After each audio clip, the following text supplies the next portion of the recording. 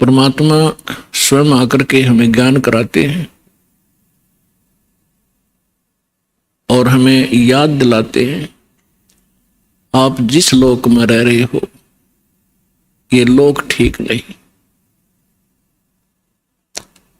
परमात्मा के पास सभी दुखी प्राणी आया करते थे कबीर बंदी छोड़ के पास, और वो ये कहा करते थे कि हम पर संकट बहुत है गुरुदेव, हम महादुखी हैं। तो परमात्मा कहा करते, बच्चों ये काल का लोक है और यहां पर 21 ब्रह्मांड तक आग लगी हुई है राग द्वेष की, बेईमाना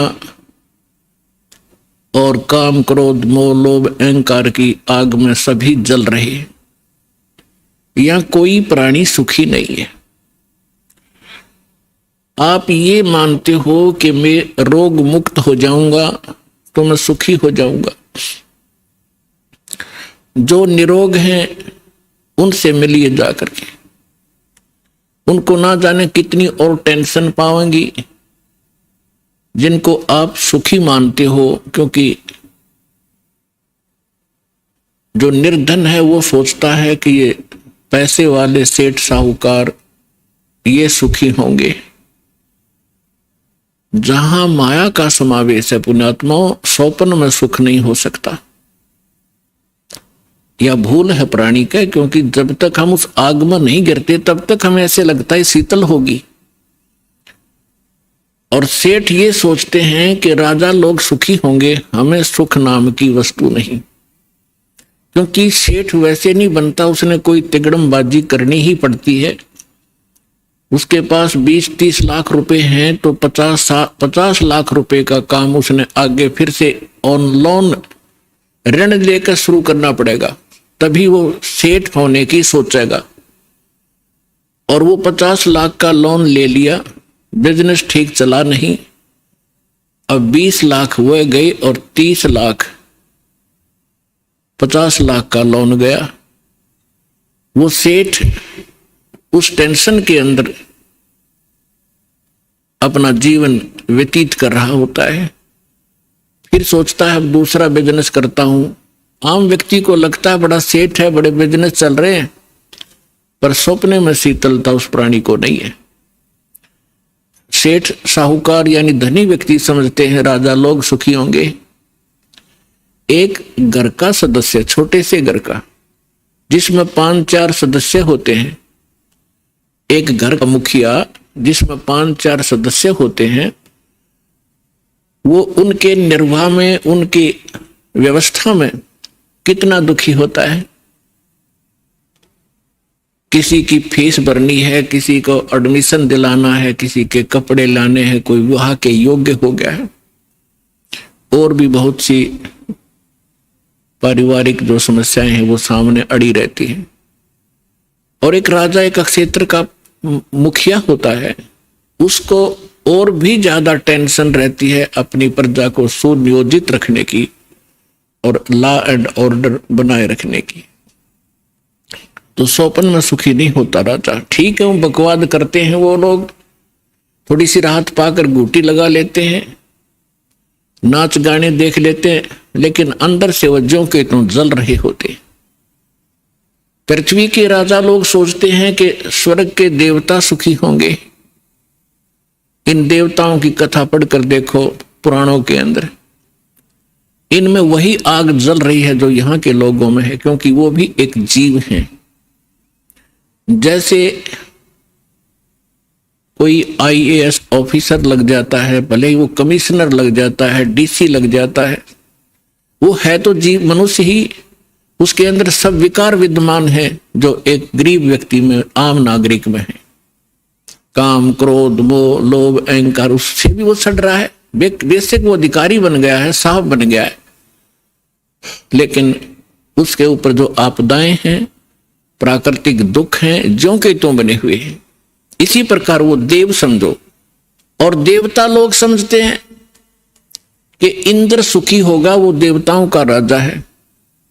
इंद्र की कथा पढ़कर देखो कितनी बार राजा इंद्र जो है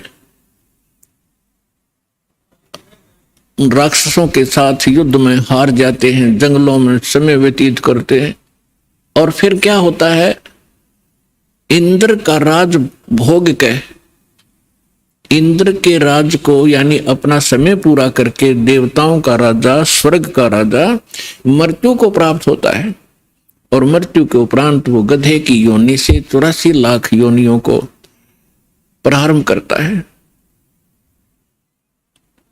तो परमात्मा कबीर जी बताया करते थे, भाई तन दर सुखिया कोई न देखा, जो देखा सो दुखिया हो, उदय अस्त की बात करते हैं, मन सबका किया विवेक का हो, सबका किया विवेक का हो। तन दर सुखिया कोई न देखा, जो देखा सो दुखिया हो, उदय अस्त की बात करते हैं, मन सबका किया विवेक का हो, सबका किया विवेक का हो। भाई घाटे बाधे सब जग दुखिया, के गृहस्थी बैरागी हो, घाटे बाधे सब जग दुखिया, के गृहस्थी बैरागी हो, सुख देव ने दुख के डर से गर्भ में माया त्यागी हो, गर्भ में माया त्यागी हो। तंदर सुखिया कोई न देखा, जो देखा सो दुखिया हो, उदय अस्त की बात करते हैं, मन सबका किया विवेक का हो, सबका किया विवेक का हो। भाई जंगम दुखिया, ये जोगी ही दुखिया, तपस्वी को दुख दूना हो, जंगम दुखिया, जोगी दुखिया, तपस्वी को दुख दूना हो, आशा तृष्णा सब में व्यापे, कोई महल ना सुना हो, कोई महल ना सुना हो। तंदर सुखिया कोई ना देखा, जो देखा सो दुखिया हो, उदय अस्त की बात करते हैं, मन सबका किया विवेक का हो, सबका किया विवेक का हो।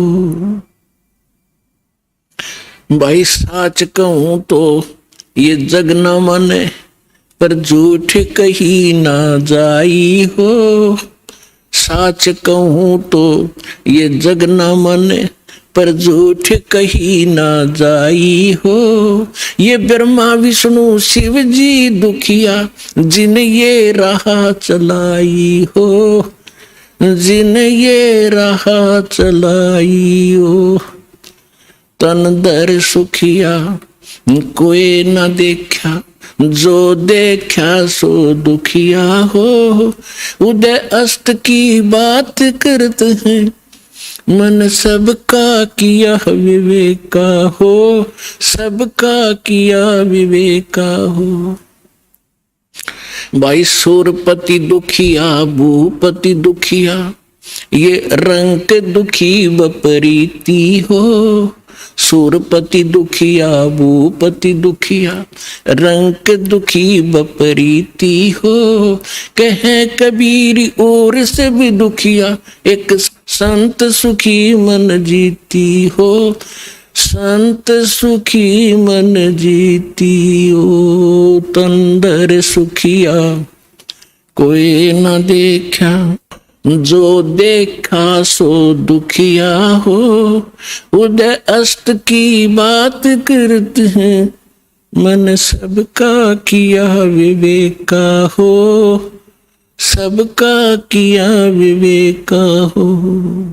सूरपति दुखिया भूपति दुखिया, ये रंग दुखी बपरीती हो, सुरपति दुखिया भूपति दुखिया, रंग दुखी बपरीती हो, कहे कबीरी और सब दुखिया, एक संत सुखी मन जीती हो, संत सुखी मन जीती हो, तन दर सुखिया कोई ना देखा, जो देखा सो दुखिया हो, उदय अस्त की बात करते हैं, मन सबका किया विवेका हो, सबका किया विवेका हो। अब परमात्मा कबीर जी बताया करते थे, बच्चों जिस लोक में आप रह रहे हो यहां सुख नाम की वस्तु नहीं है। इस झूठे सुख को ही आपने सुख मान लिया, हल्के दुख को आप सुख मान बैठे हो।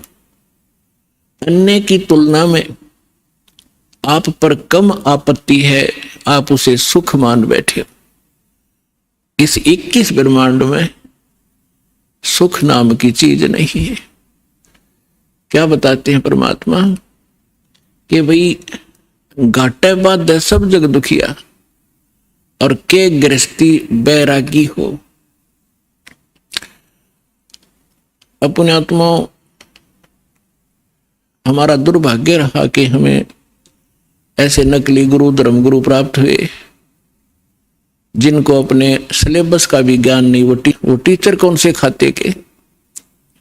वैसे तो ये वर्ण बाद में बने हैं, हम सभी एक ही थे, ना कोई ब्राह्मण था, ना क्षत्रिय, ना शूद्र, ना वैसे, सभी भाई बहन थे।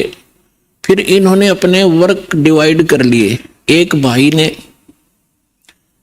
यानी एक कुछ व्यक्तियों ने मिलकर कहा भी आप शिक्षा ग्रहण करो और सदग्रंथों को समझो और इस ज्ञान को हमें बताओ।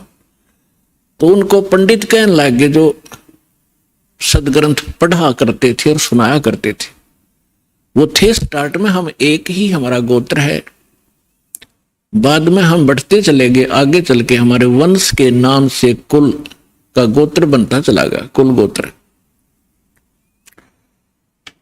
तो उनको जो पंडित बने उनको पूरी छूट दे दी कि हम तुम्हें तुम्हारा सारे परिवार का खर्चा भी देंगे पूजा रूप में, आप इन सदग्रंथों को पढ़िए और हमें बताओ। ऐसा ही प्रारंभ हुआ। अब परमात्मा ने आके बताया है कि गुरु बिन वेद पढ़े जो प्राणी, और समझ अनुसार रहे ज्ञानी, गुरु बिन काहु न पाया ज्ञाना, जो थोथा भूछड़े मोड़ किसाना। तो इन ऋषि महर्षियों को कोई सतगुरु मिले नहीं, और सतगुरु स्वयं परमात्मा आए लीला करने के लिए, वो हमने सुहाए नहीं। जैसे क्या होता है, जैसे किसी ने थोड़ा सा बोलन की शैली ठीक कर ली और 10-20 श्लोक गोट लिए, वेद या गीता या कोई वाणी पढ़ ली किसी संत की, तो आम स्थान पर खड़ा होकर वो 100-200 व्यक्तियों को प्रभावित कर सकता है अपने प्रवचन के बोलने की शैली से, लेकिन उसके पास कख नहीं है। जब तक सदग्रंथों का संपूर्ण ज्ञान ना हो और कंप्लीट वे ऑफ वर्शिप यानी पूर्ण भक्ति विधि ना हो, तो ज्ञान भी एक आने का नहीं। परमात्मा कहते हैं गोरख से ज्ञानी गणेश सुख दे जति जहान, और सीता सी गो भारिया संत दूर स्थान। फिर परमात्मा कहते हैं कि श्रोता कोट अनंत है और वक्ता कोट अनंत और दानी कोट अनंत है, पर बिरले साधु संत। तो जो प्रसंग चल रहा है कि परमात्मा हमें बताया करते थे, वो स्वयं आकर के ज्ञान दिया करते थे, तो हमें आज तक ज्ञान प्राप्त ही नहीं था। हमने इस झूठे सुख को सुख मान लिया। जैसे एक व्यक्ति के 3 पुत्रों में से एक की मृत्यु होगी, अब पुत्र मरो चाहे पुत्री, पत्नी मरो चाहे पति, दुख तो भारी होता है। अब जिनके साथ हम कितने प्यार से लाड से रह रहे हैं, हम इतने ढीठ हैं, दुख चाहे इनसे भी ज्यादा आ जाओ पर मरे नहीं, हमारी मृत्यु ना हो तो हम इस दुख में भी देख लेंगे, देखी जाएगी जैसे भी होगा। लेकिन ये दुख भी फिर मृत्यु भी, तो ये दोनों कष्ट यहां पर बने रहेंगे। तो उसके एक पुत्र की मृत्यु होने से बुरा हाल था, ना खा रहा था ना पी रहा था, सारा परिवार रो रहा था। शोक व्यक्त करने के लिए कुछ व्यक्ति जाते हैं, उनमें से एक व्यक्ति ऐसा था जिसका एक ही पुत्र था, वही मृत्यु को प्राप्त हो चुका था कई वर्ष पूर्व। तो सांत्वना देने वालों ने कहा कि देख भाई, यहाँ तो मृत्यु एक ना एक दिन सबकी आनी है, और देख इसको देखकर जी ले, इसका एक ही पुत्र था और उसी की मृत्यु होगी, ये भी अपना समय व्यतीत कर रहा है। फिर उस व्यक्ति को जिसका पुत्र तीनों में से एक मृत्यु को प्राप्त हुआ था, तो उसको थोड़ा सा सांत्वना हुई, हौसला हुआ, ये सोचकर कि हे भगवान, इससे तो मैं भी सुखी, मेरे दो तो बच गए। फिर वो ठीक हो गया, रोटी खा ली, थोड़ा सा गम दूर हुआ, अब खाक सुख हो गया। क्या पुत्र वापस आ गया वो? तो परमात्मा कहते हैं झूठे सुख को सुख कह ये मान रहा मनमोद, ये सकल चबी ना काल का, कुछ मुख में कुछ बोध। और फिर परमात्मा हमें याद दिलाते हैं कि जो सुख सथल है उसका तुम्हें ज्ञान नहीं है, क्योंकि आज तक तुमने वो सूक्ष्म वेद प्राप्त नहीं हुआ। वो सुख स्थान बताने के लिए मैं आया हूं अपने निज लोक ते। परमात्मा कहते हैं अवगत से चल आया, मेरा कोई भेद मर्म नहीं पाया। परमात्मा अपनी महिमा कबीर जी स्वयं बताते हैं कि मैं सतलोक से चलकर आया हूं और मेरी महिमा से कोई परिचित नहीं है। अवगत से चल आया, मेरा कोई भेद मर्म नहीं पाया। अब क्या बताते हैं परमात्मा, एक बार गोरखनाथ जी ने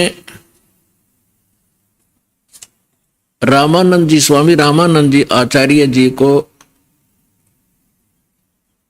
आध्यात्मिक गोष्ठी के लिए पुकारा, बुलाया, आमंत्रित किया, ललकारा। अब रामानंद जी वैसे तो विद्वान माने जाते थे, गीता वेद घोट रखे थे उसने, कंठस्थ याद थे मंत्र सभी, लेकिन वो सिद्धि नहीं थी उनके पास। और ये नाथ जो होते तपस्वी होते हैं, ये हठ योग करते रहते हैं।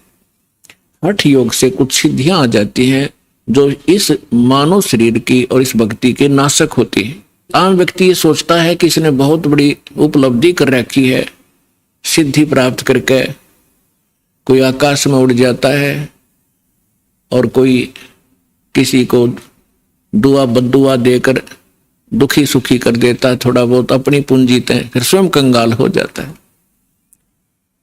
तो ये सब ड्रामेबाजी थी। तो गोरखनाथ जी ने स्वामी रामानंद जी से कहा कि आइए हमारे साथ गोष्ठी कीजिए। रामानंद जी चिंतित हो गए कि श्रोता विद्वान नहीं है और ये नाथ जी जो आए हैं मेरे साथ गोष्ठी करने के लिए, इनमें सिद्धि होती है। इन सिद्धियों को देखकर जनता उनको विजयी घोषित कर देगी और मेरी बेइज्जती होगी। वो बहुत चिंतित था, चिंतित थे स्वामी जी। उधर से परमेश्वर कबीर जी ने स्वामी रामानंद जी को अपना गुरु धारण कर रखा था, एक मर्यादा मेंटेन रखने के लिए। अपने आत्माओं, आज तक जो यह बात बिगड़ी रही, दो विद्वान आपस में बैठकर चर्चा किया करते थे जिसको शास्त्रार्थ कहते थे, और शास्त्रार्थ वो संस्कृत में बोला करते थे। सभी श्रोता अशिक्षित होते थे, उनको संस्कृत कह भी नहीं आती थी, और जिसकी बोलने की शैली दुरुस्त होती थी और संस्कृत घनी याद होती थी, और वो ज्यादा संस्कृत बोलता ही रहता था तो श्रोता उसको ताली पीट कर और विजयी घोषित कर देते थे। उस नकली के थे तो वह दोनों नकली, पर जो घना नकली था वो सिद्ध हो जाता था कि ये महाविद्वान और मैं ऋषि हो गया। तो इस डर से रामानंद जी चिंतित थे कि श्रोता अशिक्षित हैं, ये कोई सिद्धि दिखा देगा और सब इसको विजयी घोषित कर देंगे। तो उस समय परमात्मा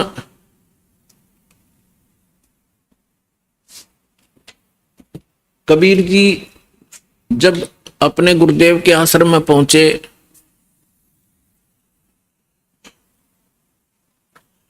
रामानंद जी को चिंतित देखकर पूछा, गुरुदेव चिंता का विषय आपका दास जानना चाहता है। पुण्यात्माओं, जब रामानंद जी के साथ परमात्मा का ऐसा व्यवहार था, यानी परमात्मा होते हुए अपने गुरु के सामने एक सुयोग्य शिष्य की भूमिका किया करते थे। हमारे लिए एक उदाहरण छोड़कर गए थे कि आप जी ने अपने गुरु जी के सामने कैसे रहना चाहिए, और साथ में प्रमाण दिया करते थे कि रामकृष्ण से कौन बड़ा। तुम रामकृष्ण को सुप्रीम पावर मानते हो अज्ञानता से, फिर भी मान कर चलो कि रामकृष्ण से कौन बड़ा। उन्होंने भी गुरु कीन और 3 लोक के वे धनी, गुरु आज्ञा अधीर। तो इस कारण से रामानंद जी ने फिर जब परमात्मा से परिचित हुए, सतलोक सचखंड में मालिक को देखा, तब कहा था, तुम साहेब तुम संत हो, तुम सतगुरु तुम हंस, और राम गरीबदास तेरे रूप बिना और न दूजा अंश। तुम ही परमात्मा हो, साहेब हो, तुम साहेब तुम संत हो। एक संत भी आप ही हो, जो क्वालिटी संत में होनी चाहिए, और परमात्मा तो समर्थ हो ही हो। तुम साहेब तुम संत हो, तुम सतगुरु, सतगुरु माने जो सच्चा ज्ञान, यानी बिल्कुल एक्यूरेट और संपूर्ण अध्यात्म ज्ञान भी आप ही के पास है, किसी के पास नहीं। आप वास्तव में सतगुरु हो, सच्चे सतगुरु हो, सच्चा ज्ञान युक्त हो। और तुम साहेब तुम संत हो, तुम सतगुरु तुम हंस। हंस माने एक नेक आत्मा, एक सुयोग्य शिष्य भी आप ही हो। तो परमात्मा ने कहा, क्या आपका दास चिंता का कारण जान सकता है? तब स्वामी जी के साथ बैठे और भी बहुत से ब्राह्मण ऋषि थे। उन्होंने बताया कि ऐसे कोई नाथ जी आए हैं, उन्होंने स्वामी जी से गोष्ठी करने को कहा है, और नहीं तो जो नहीं गोष्ठी के लिए आएगा तो हार मान ली जाएगी। और दूसरी कंडीशन ये रखी है कि जो हार जाएगा वो जीतने वाले का सह अनुयायी शिष्य बनेगा। तब स्वामी जी ने कहा कि हे भगवान, वो नाथ सिद्धि युक्त है, वो सिद्धि का ड्रामा दिखाएगा, जनता उसकी वाह वाह कर देगी और हमारा मिशन फेल होगा। मुझे चिंता ये खा रही है। तब परमेश्वर ने कहा, स्वामी जी हार जीत की चिंता संत नहीं किया करते, और हमने सामना करना चाहिए, हमें चलना चाहिए। आपका दास भी तो आपके साथ है। रामानंद जी को पता था, क्योंकि वो देख चुके थे उसकी परमात्मा की महिमा को। तब थोड़ा ढाढ़स बंधा और उसकी चुनौती स्वीकार की। अब वहां जहां निश्चित समय और स्थान था वहां पहुंच गए। नाथ जी को आसन दे रखा अलग से, ऊंचा तख्त पर, जमीन पर अलग से आसन बिछा रखा। अच्छा, उधर से रामानंद जी का एक तख्त सा लगाकर वहां आसन लगा दिया। और स्वामी परमेश्वर कबीर जी एक सुयोग्य शिष्य की तरह स्वामी रामानंद जी के चरणों में जमीन पर बैठ गए। और सामने वो नाथ जी, कबीर साहब तो भगवान थे, अंतर्यामी थे, उन्होंने देख लिया गोरखनाथ धक्के खाने आया है। क्योंकि ये कुछ ऐसे साधक होते हैं जो पूर्व जन्मों के संस्कारी होते, और एक पूरे जीवन में उस भक्ति का अपना नाश भी कर जाते हैं। बहुत सी पूंजी लुटा जाते हैं, किसी को चमत्कार दिखाकर, किसी को हानि पहुंचाकर, और किसी को छोटा मोटा लाभ पहुंचाकर, फिर भी उनमें कुछ भक्ति शेष रह जाती है, जिस कारण से वो पितृलोक को प्राप्त हो जाते हैं। और पितृलोक में गए हुए ये एक सुप्रीम भूत होते हैं पितर, और वो कभी भी यहां आके प्रकट होकर के दिख जाते हैं। स्वर्ग के देवता भी यहां आ सकते हैं और वापस जा सकते हैं, लेकिन जन्म मृत्यु उनका कभी समाप्त नहीं हो सकता। तो गोरखनाथ जी ने देखा कि वहां वैष्णव पंथ का ज्यादा प्रचार कर रहे हैं स्वामी रामानंद जी, और नाथ पंथ सिकुड़ता जा रहा है, घटता जा रहा है। अब ये राग द्वेष ऊपर तक घर कर गया, वहां तक इनको, यहां से जाने के बाद भी ये दुखी रहते हैं अपने मैं मेरी के कारण। तो जिस कारण से उसने रामानंद जी को पराजित करने के लिए स्वयं आना पड़ा। हालांकि गोरखनाथ जी बहुत पहले अपने मानव शरीर का जो एक कर्म था पूरा करके जा चुके थे। तो परमात्मा ने देख लिया कि तो गोरखनाथ है, अपने वो तो जानी जान थे। तब गोरखनाथ जी ने कहा कि आइए रामानंद जी मेरे साथ गोष्ठी कीजिए। तब परमात्मा एक बालक थे छोटे से 10-12 वर्ष की आयु के, कि लीला कर रहे थे। उस समय जब गोरखनाथ जी गोष्ठी करने के लिए आए थे, तब परमात्मा खड़े हुए कबीर जी और कहा कि नाथ जी पहले मेरे से गोष्ठी कीजिए और बाद में मेरे सतगुरु से बात कीजिए। मेरे से निमट ले पहले, फिर गुरु जी से बात करना। अब गोरखनाथ जी इस बात से बड़ा दुखी हुआ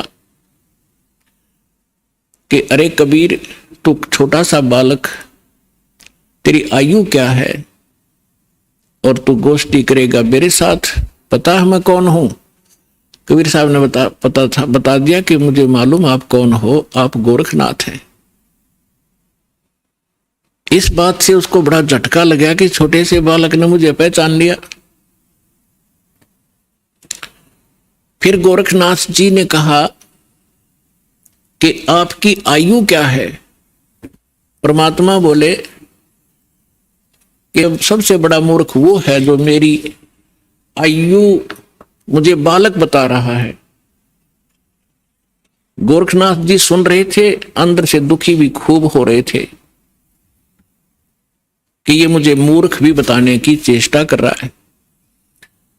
तो क्या बताते हैं?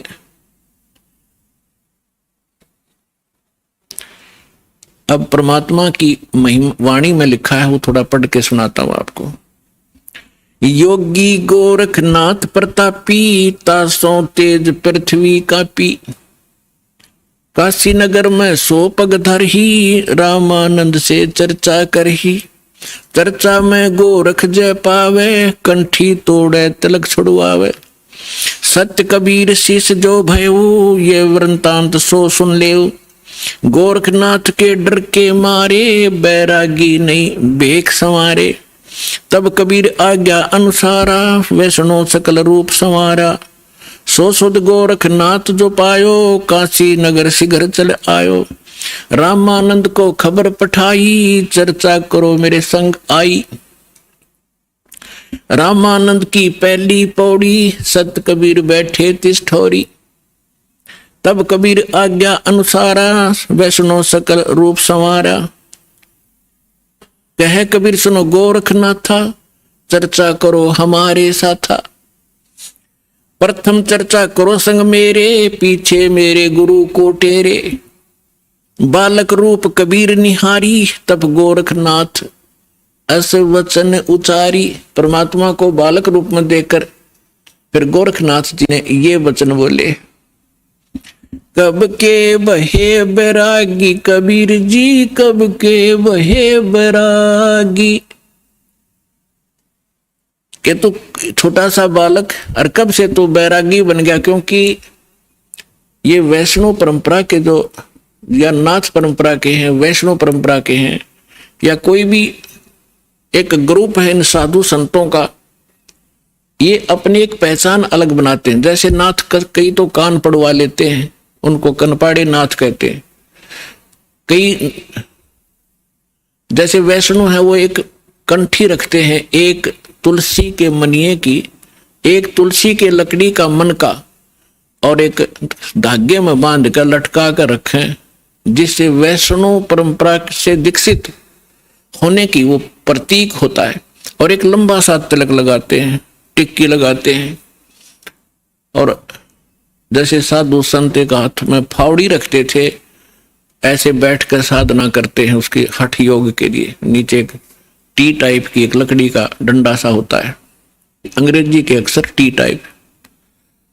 तो परमात्मा रामानंद जी के शिष्य थे, उस दिन जानबूझकर एक साधु संत का रूप बनाकर, जैसे वैष्णव संत साधु भक्त होते हैं, कंठी गले में तिलक पूरा लगा रखा और टोपी पहन रखी और कंठी माला सुमरनी और वो सारा कुछ ले रखे, फावड़ी सी।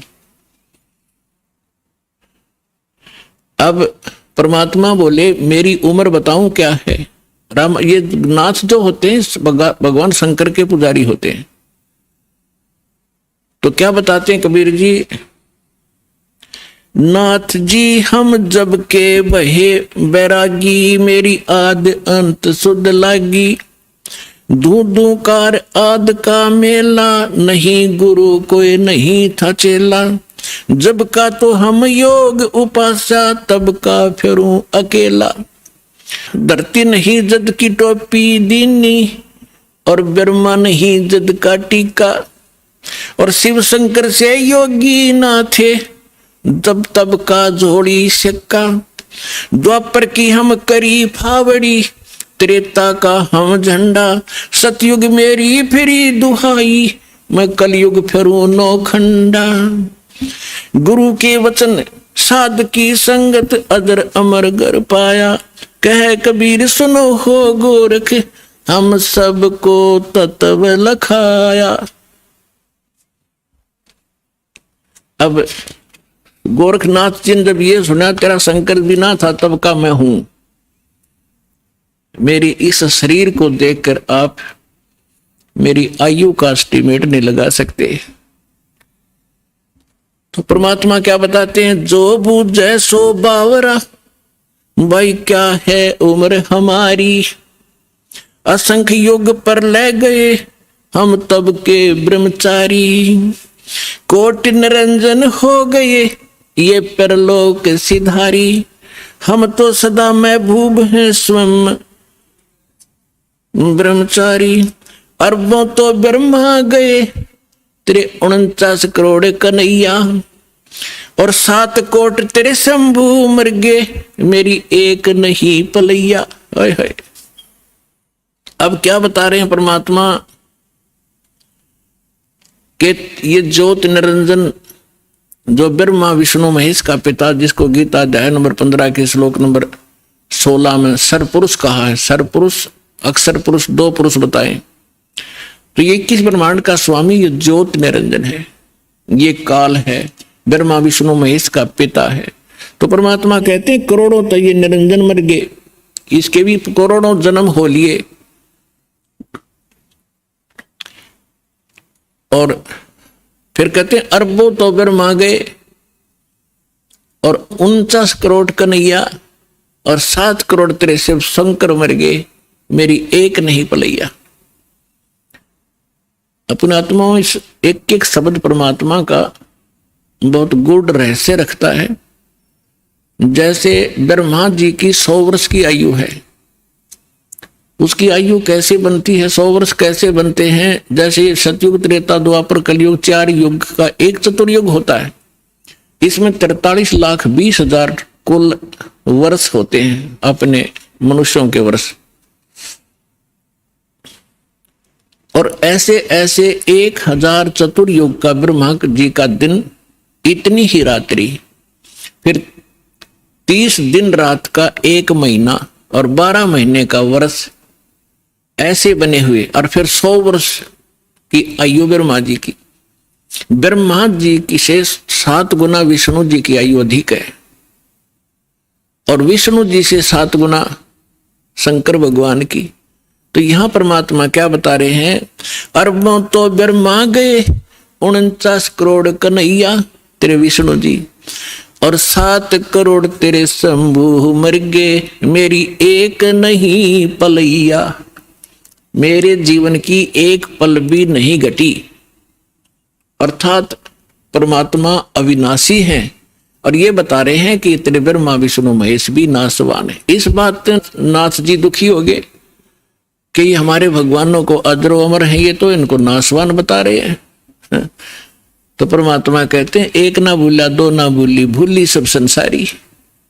सबका बोल पट दिया मेरे साथ दो भाई, मैंने सब जग भूला पाया। इसी भूल में ब्रह्मा भूला जिन ये वेद सरसाया, और वेद पढ़ के पंडित भूले मर्म भेद नहीं पाया। इसी भूल में विष्णु भूला जिन वैष्णव पंथ चलाया, और वैष्णव पंथ चलाया। इसी भूल में शिव शंकर भूले जिन भिक्षुक पंथ चलाया, और सिर पर जटा हाथ में खप्पर घर घर अलग जगाया। मेरे साथ दो भाई मैंने सब जग भूला पाया। इसी भूल में विष्णु भूले जिन वैष्णव पंथ चलाया, और तीर्थ व्रत का बड़ा महात्म बहुविध जीव फंसाया। तो यहां गोरखनाथ जी को परमात्मा बता रहे हैं कि अरबों तो ब्रह्मा गए, ये 49 करोड़ कन्हैया, 7 करोड़ तेरे शंभू मर गए, मेरी एक नहीं पलैया। कोटिन नारद हो गए ये मोहम्मद से चारी, देवताओं की गिनती नहीं क्या सृष्टि बिचारी। नहीं बूढ़ा कहते ना मैं बूढ़ा ना बालक, और ना कोई बाट भिखारी। ना बूढ़ा ना ही बालक ना कोई भाट भिखारी। कहे कबीर सुनो हो गोरख ये सुन ले उम्र हमारी। मैं ना बालक हूं ना मैं वृद्ध हूं ना कोई भाट भिखारी हूं, और ये मेरी महिमा तेरे को मैंने बता दी, मैं ये हूं। अब गोरखनाथ जी को बड़ा दुख हुआ, इज्जत का नाश हो गया कि छोटा सा बालक और इतना बड़बड़ बोल रहा है। इनके पास एक हल्दी की गांठ थी, उसके पास सिद्धि की। गोरखनाथ जी ने अपने आसन के साथ में त्रिशूल गाड़ रखा था, एक ऊपर 3 एरो से होते हैं, और नीचे से वो एक पाइप सी, नीचे फिर एक नुकीला सा सिरा होता, उसको जमीन में गाड़ के आसन के साथ रखा हुआ था। 6-7 फुट ऊंचा त्रिशूल। गोरखनाथ जी ने कहा कि यदि तो मेरे साथ वार्ता करना चाहता है कबीर जी, तो आइए मेरे समान आसन में आ जाइए। नाथ जी वहां से उठे जमीन से, ऐसे आसन पदम लगाकर बैठे थे। आसन पदम लगाए लगाए ऊपर उठ गए और त्रिशूल के ऊपर जाकर विराजमान हो गए। हाँ ये देखिएगा, ये त्रिशूल पर बैठे हैं। फिर परमात्मा ने क्या लीला की कि कबीर जी ने कहा कि गोरखनाथ जी आपकी और हमारी बात ज्ञान चर्चा की थी, गोष्ठीकरण की थी। ये बाजीगर वाला काम हम नहीं जानते, और ना ये पसंद है, ना ये दातम मार्ग में इसकी कोई वैल्यू है। आप नीचे बैठ के और चर्चा करता कि जनता को पता चले सच्चाई का।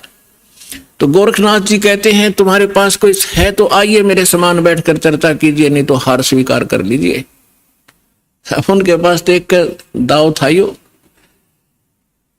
तो परमात्मा बोले अच्छा ठीक है। कबीर साहब बचपन से ही जुलाहे का काम करने लगे थे, और जेब में एक चरखे के ऊपर ये माताएं काटा करती थी, एक रील बन जाया करती इतनी मोटी कच्चे धागे की, 100-150 फुट लंबा तार होता था उसका, उसी से सूत कपड़ा बनाया करते थे भगवान।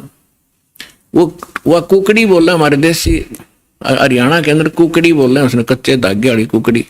वह कुकड़ी निकाली जेब मत, वह रील धागे की, और एक सिरा पकड़ लिया और उसको ऐसे छटक दिया परमात्मा ने।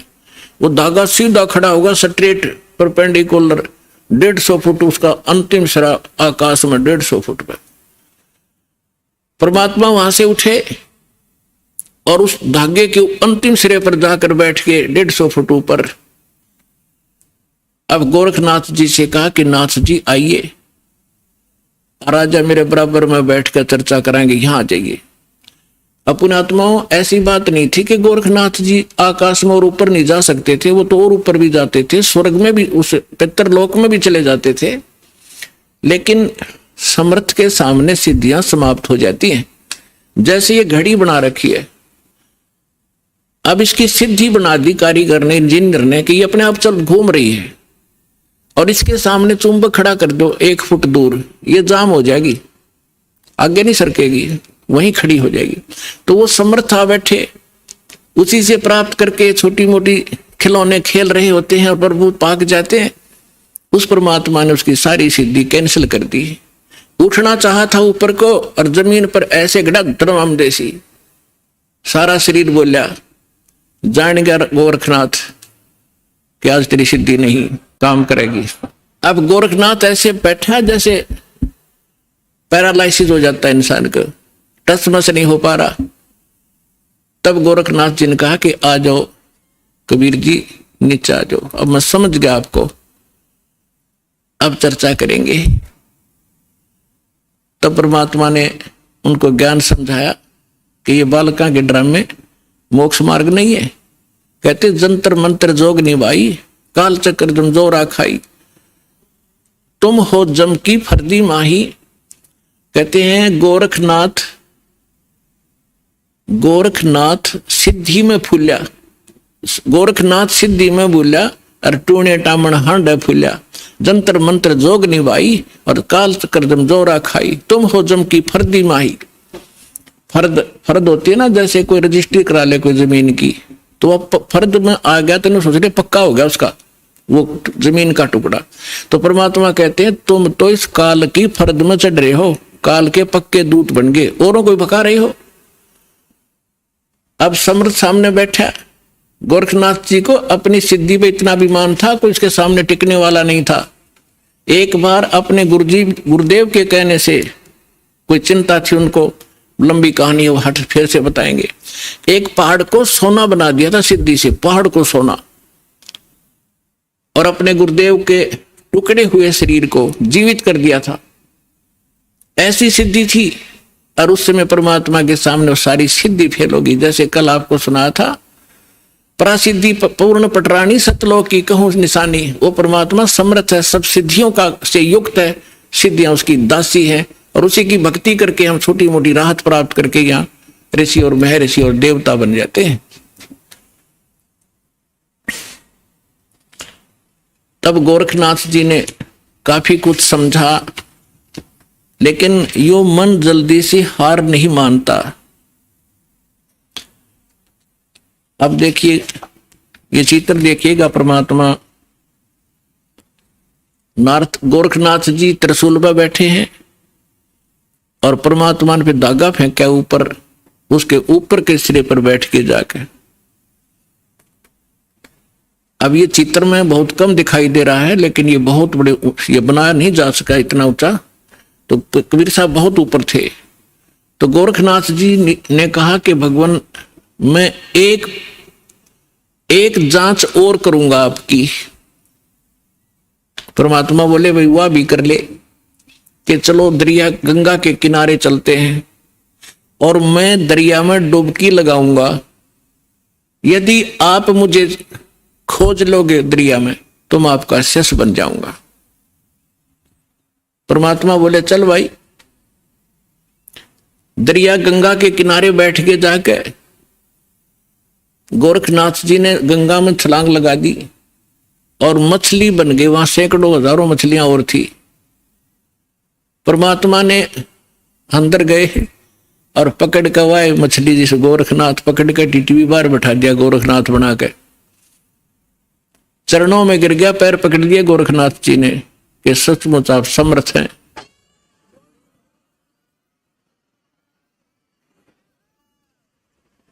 तब गोरखनाथ जी ने कहा, हे परमात्मा आप कौन हो? आपने मेरी सारी फड़क निकाल दी और मैं अपने कर्म बिगाड़ रहा था, आपने मुझे बचा लिया। पुण्यात्माओं, ये मन है ना, ये काल का दूत है। आत्मा परमात्मा का अंश है। जब परमात्मा वहां खड़े थे, मन भाग गया, आत्मा रोए थी गोरखनाथ की। तो परमात्मा के जो सभी बच्चे हैं, ब्रह्मा विष्णु महेश भी उसी के बालक हैं। राम कृष्ण सतगुरु सहजादे, भक्ति हेत न हुए प्यादे। अब वो भी भक्ति के लिए यहाँ आए थे बेचारे, या गलत साधना करके देवता बन गए, वहां प्रभु पा के गए। अब सुने नहीं किसी की। अब उनको ही परमात्मा मिले थे। उनको एक बार तो उन्होंने स्वीकार किया, क्योंकि आत्मा तो सबकी भगवान के लिए तरफ रही है, लेकिन ये मन काल का दूत फिर प्रेरित कर दिया, परमात्मा से दूर कर दिया उनको। कबीर साहब कहते हैं, श्वेत भूमि का हम गए जहां विष्णु विशंबर दास और हरियम हीरा नाम देकर चेला की न्यादास। हम बैरागी ब्रह्मपद सन्यासी महादेव और सोहम मंत्र दिया शिव जी को करे हमारी सेव। ऐसे ब्रह्मा जी के पास गए थे, उनको ओम मंत्र दे करके प्रथम मंत्र, क्योंकि पहला मंत्र इसलिए दिया जाता है उसकी श्रद्धा कितनी बढ़ेगी फिर आगे बढ़ा जाता है। तो फिर पहले तो उनकी तीनों की बहुत अच्छी श्रद्धा बनी, फिर बाद में इस मन ने वो प्रेरित कर दिए कि ये वैसे ही अटपट कर रहा है, कोई ज्ञान नहीं जतता इसका। ऐसे ही गोरखनाथ जी ने तब तो सारी बात मान ली, परमात्मा ने सारी कथा सुनाई, बड़ा ज्ञान सुनाया, और फिर गोरखनाथ जी उसी ज्ञान से स्वयं वक्ता बन गए। इस ज्ञान के अंदर इतनी कसक है, परमात्मा का एक अलग सा ज्ञान है। तो आम व्यक्ति भी कहीं बताने लग जाता है तो सैकड़ों व्यक्ति उसे भी प्रभावित हो जाते हैं और उसकी वाह वाह शुरू हो जाती है। लेकिन जब तक समाधान पूरा नहीं होगा तो उसका कोई फायदा नहीं। जैसे ज्ञान है किसी को, और उसने किसी को बता दिया कि आपके ये रोग है, और उसको ज्ञान हो गया उसके बताने से कि आपको ये रोग है, ऐसे ऐसे लक्षण है इसके। अब ज्ञान कराने वाले को भी पता है और जिसको रोग है उसको पता लग गया उसके बताने से। अब दवाई ना बताने वाले के पास है, औषधि नहीं है, तो दोनों व्यर्थ है। तो संत ज्ञान भी हो और उसके पास कंप्लीट कोर्स हो, तो उस ज्ञान से तो जानकारी होती है, समाधान से वो साधना से वो समाधान होता है। समाधान नहीं तो ज्ञान एक आने का नहीं, यूजलेस है वो ज्ञान। तो फिर गोरखनाथ ज्ञानी पा गया कुछ दिनों के बाद, तो उसके लिए कहा कि गोरख से ज्ञानी गणे, उसके पास मूल मंत्र नहीं था। और सुख दे जति जहान और सीता सी बहु भारिया पर संत दूर स्थान। तो गोरखनाथ जी ने पूछा, प्रभु आप कौन हो, कहां से हो? आप यहाँ आपके तो लोग जुलाहा जुलाहा करते हैं, धानक कहते हैं आपको, तो क्या बताते हैं परमेश्वर? अवधू अवगत से चल आया, मेरा कोई भेद मरम ना पाया। मात पिता मेरे कछु नाही, ना मेरे घर दासी, जुल्हाए का सुत आण कहाया, जगत करे मेरी हासी। मात पिता मेरे कछु नाही, ना मेरे घर दासी, जुल्हे का सुत आण कहाया, जगत करे मेरी हासी। ना मेरा जन्म न गर्भ बसेरा, बालक बन दिखलाया, काशी नहर जल कमल पडेरा, तहां दुलाहे न पाया। ना मेरा जन्म न गर्भ बसेरा, एक बालक बन दिखलाया, काशी नगर जल कमल पडेरा, तहां दुलाहे न पाया। मात पिता मेरे कछु नाही, ना मेरे घर दासी, जुल्हे का सुत आण कहाया, जगत करे मेरी हासी। 5 तत्व का धड़ नहीं मेरा, और जानू ज्ञान अपारा, सत स्वरूपी नाम साहेब का, ओहे नाम हमारा। अदर दीप गगन गुफा में, तानिज वस्तु सारा, ज्योत स्वरूपी तेरा अलख निरंजन, वो दरता ध्यान हमारा। अगर दीप जा गगन गुफा में, तानिज वस्तु सारा, तेरा ज्योत स्वरूपी अलख निरंजन, वो धरता ध्यान हमारा। हाड चाम लहू ना मेरे, मैं हूं सतनाम उपासी, तारण तरण अव्यय पद दाता, मैं हूं कबीर अविनाशी। अब क्या बताते हैं परमात्मा कि ना तो मेरा कोई जन्म हुआ, ना मैं किसी मां के गर्भ में रहा, मैं स्वयं ही अपने सतलोक से चलकर आकर के एक बालक रूप धारण करके कमल के फूल पर, तालाब में, सरोवर में विद्यमान हुआ। वहां से मुझे एक दुल्हा लेकर यहाँ आए, जिस कारण से मैं दुल्हा कहा। मात पिता मेरा कुछ ना ही, अन्ना मेरे गरदासी, मैंने कोई पत्नी स्वीकार नहीं की। और दुल्हे का सुत आण कहा, जगत करे मेरी आसी। फिर क्या बताते हैं कि 5 तत्वों का धड़ नहीं मेरा, यह शरीर तुम्हारे जैसा नहीं है मेरा। और जानू ज्ञान अपारा, तेरा ज्योत स्वरूपी अलख निरंजन, वह धरता ध्यान हमारा। हाड चाम लहू ना मेरे, हूं सतनाम उपासी। और तारण तरण अभय पद दाता, मैं हूं कबीर अविनाशी। तो पुण्यात्माओं, परमात्मा की महिमा स्वयं आकर उन्होंने बताई कि मैं ना तो जन्म लेता हूं और ना ही मेरा कोई माता पिता है, मैं अवगत से चल आया, मेरा भेद मर्म ना पाया। तो परमात्मा को ना समझकर ना जानकर हम उस लाल की महिमा से अपरिचित होने के कारण अभी तक हम इन अन उपासना करके कंकर पत्थर इकट्ठे करके ये सोच रहे थे कि हमने बहुत गना भक्ति धन इकट्ठा कर लिया। तो जो प्रसंग चल रहा है उसी पर आते हैं कि हमारे जितने भी धर्म गुरु थे ये पूर्ण रूप से अज्ञानी थे, हमें तत्व ज्ञान नहीं बता पाए। और परमात्मा इस ज्ञान को हमें बताने के लिए आए थे, इन्होंने परमात्मा के उस ज्ञान को हम तक पहुंचने नहीं दिया। और परमेश्वर को एक धानक, एक दुल्हा, एक शूद्र, अशिक्षित, अनपढ़, अंगूठा छाप और देवी देवताओं का आलोचक इतना बदनाम कर दिया कि उस समय के हमारे पूर्वज परमात्मा से अंदर से नफरत किया करते थे कि ये हमारे देवी देवताओं के बारे में ऊट पटांग कहता है। तो परमात्मा कहते हैं, सच कहूं तो जग ना माने, पर झूठ कही ना जाई हो। ये ब्रह्मा विष्णु शिव जी दुखिया, जिन ये राह चलाई हो। अब पुण्यात्मा, परमात्मा ने बताया है कि संसार के अंदर कोई प्राणी सुखी नहीं है। आप दूसरे के दुख से अपने हल्के दुख को और सुख मान बैठे। सुख की आपको कभी छींट भी नहीं लगी है, जिस कारण से आप उस सुख से अपरिचित हैं। और जो साधना आपने करनी चाहिए वो साधना ना करके आप भक्ति के अंदर निर्धन बने हुए हो। एक एक पैसे के लिए ना जाने कहां कहां भटकते हो, विदेशों में जाते हो। किस लिए? घनी माया इकट्ठी करूं और क्या करोगे उस माया का? कोठी बनाऊंगा, कार लूंगा, लड़के लड़की का ब्याह करूंगा, लाखों रुपये खर्चा करूंगा, सारी उम्र कर्म फोड़े और सारा जीवन धन जोड़े, 1 मिनट में मृत्यु हो जाए वहीं छोड़े, आगे गधा और कुत्ता बनकर वहीं गलियों में दौड़े। तो खाक है ये जीवन। तो बिना ज्ञान के हम डले ढो रहे थे। तो क्या बताते हैं परमात्मा अपनी लीला अनुसार प्रत्येक युग में आते हैं और जैसा कि उनकी लीला है परमात्मा की,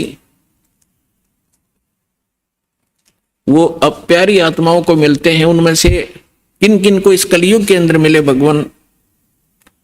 आदरणीय धर्मदास साहिब जी को, आदरणीय मुल्कदास साहिब जी को, आदरणीय नानक साहिब जी को, आदरणीय दादू दास साहिब जी को, आदरणीय गरीबदास साहिब जी गांव सुनानी जिला झज्जर वाले को, आदरणीय गीसा दास साहिब जी गांव खेखड़ा उत्तर प्रदेश वाले को। तो गरीबदास साहिब जी को परमात्मा ने एक विशेष ज्ञान दिया, जैसा कि आपको कल बताया था सत्संग में रात्रि में, कि परमेश्वर ने कहा था कि धर्मदास 12वां पंथ गरीबदास पंथ होगा और उसमें मेरी महिमा की वाणी पुनः प्रकट होएगी। और उस गरीबदास का पंथ जब चलेगा उसी पंथ में आगे चल के हम आएंगे। और कब आएंगे? जब कलयुग 5505 वर्ष बीत चुका होगा, तब हमारी महिमा पुनः विशेष विशाल रूप से विस्तार से चलेगी और तब पूरे विश्व को पार करेंगे हम।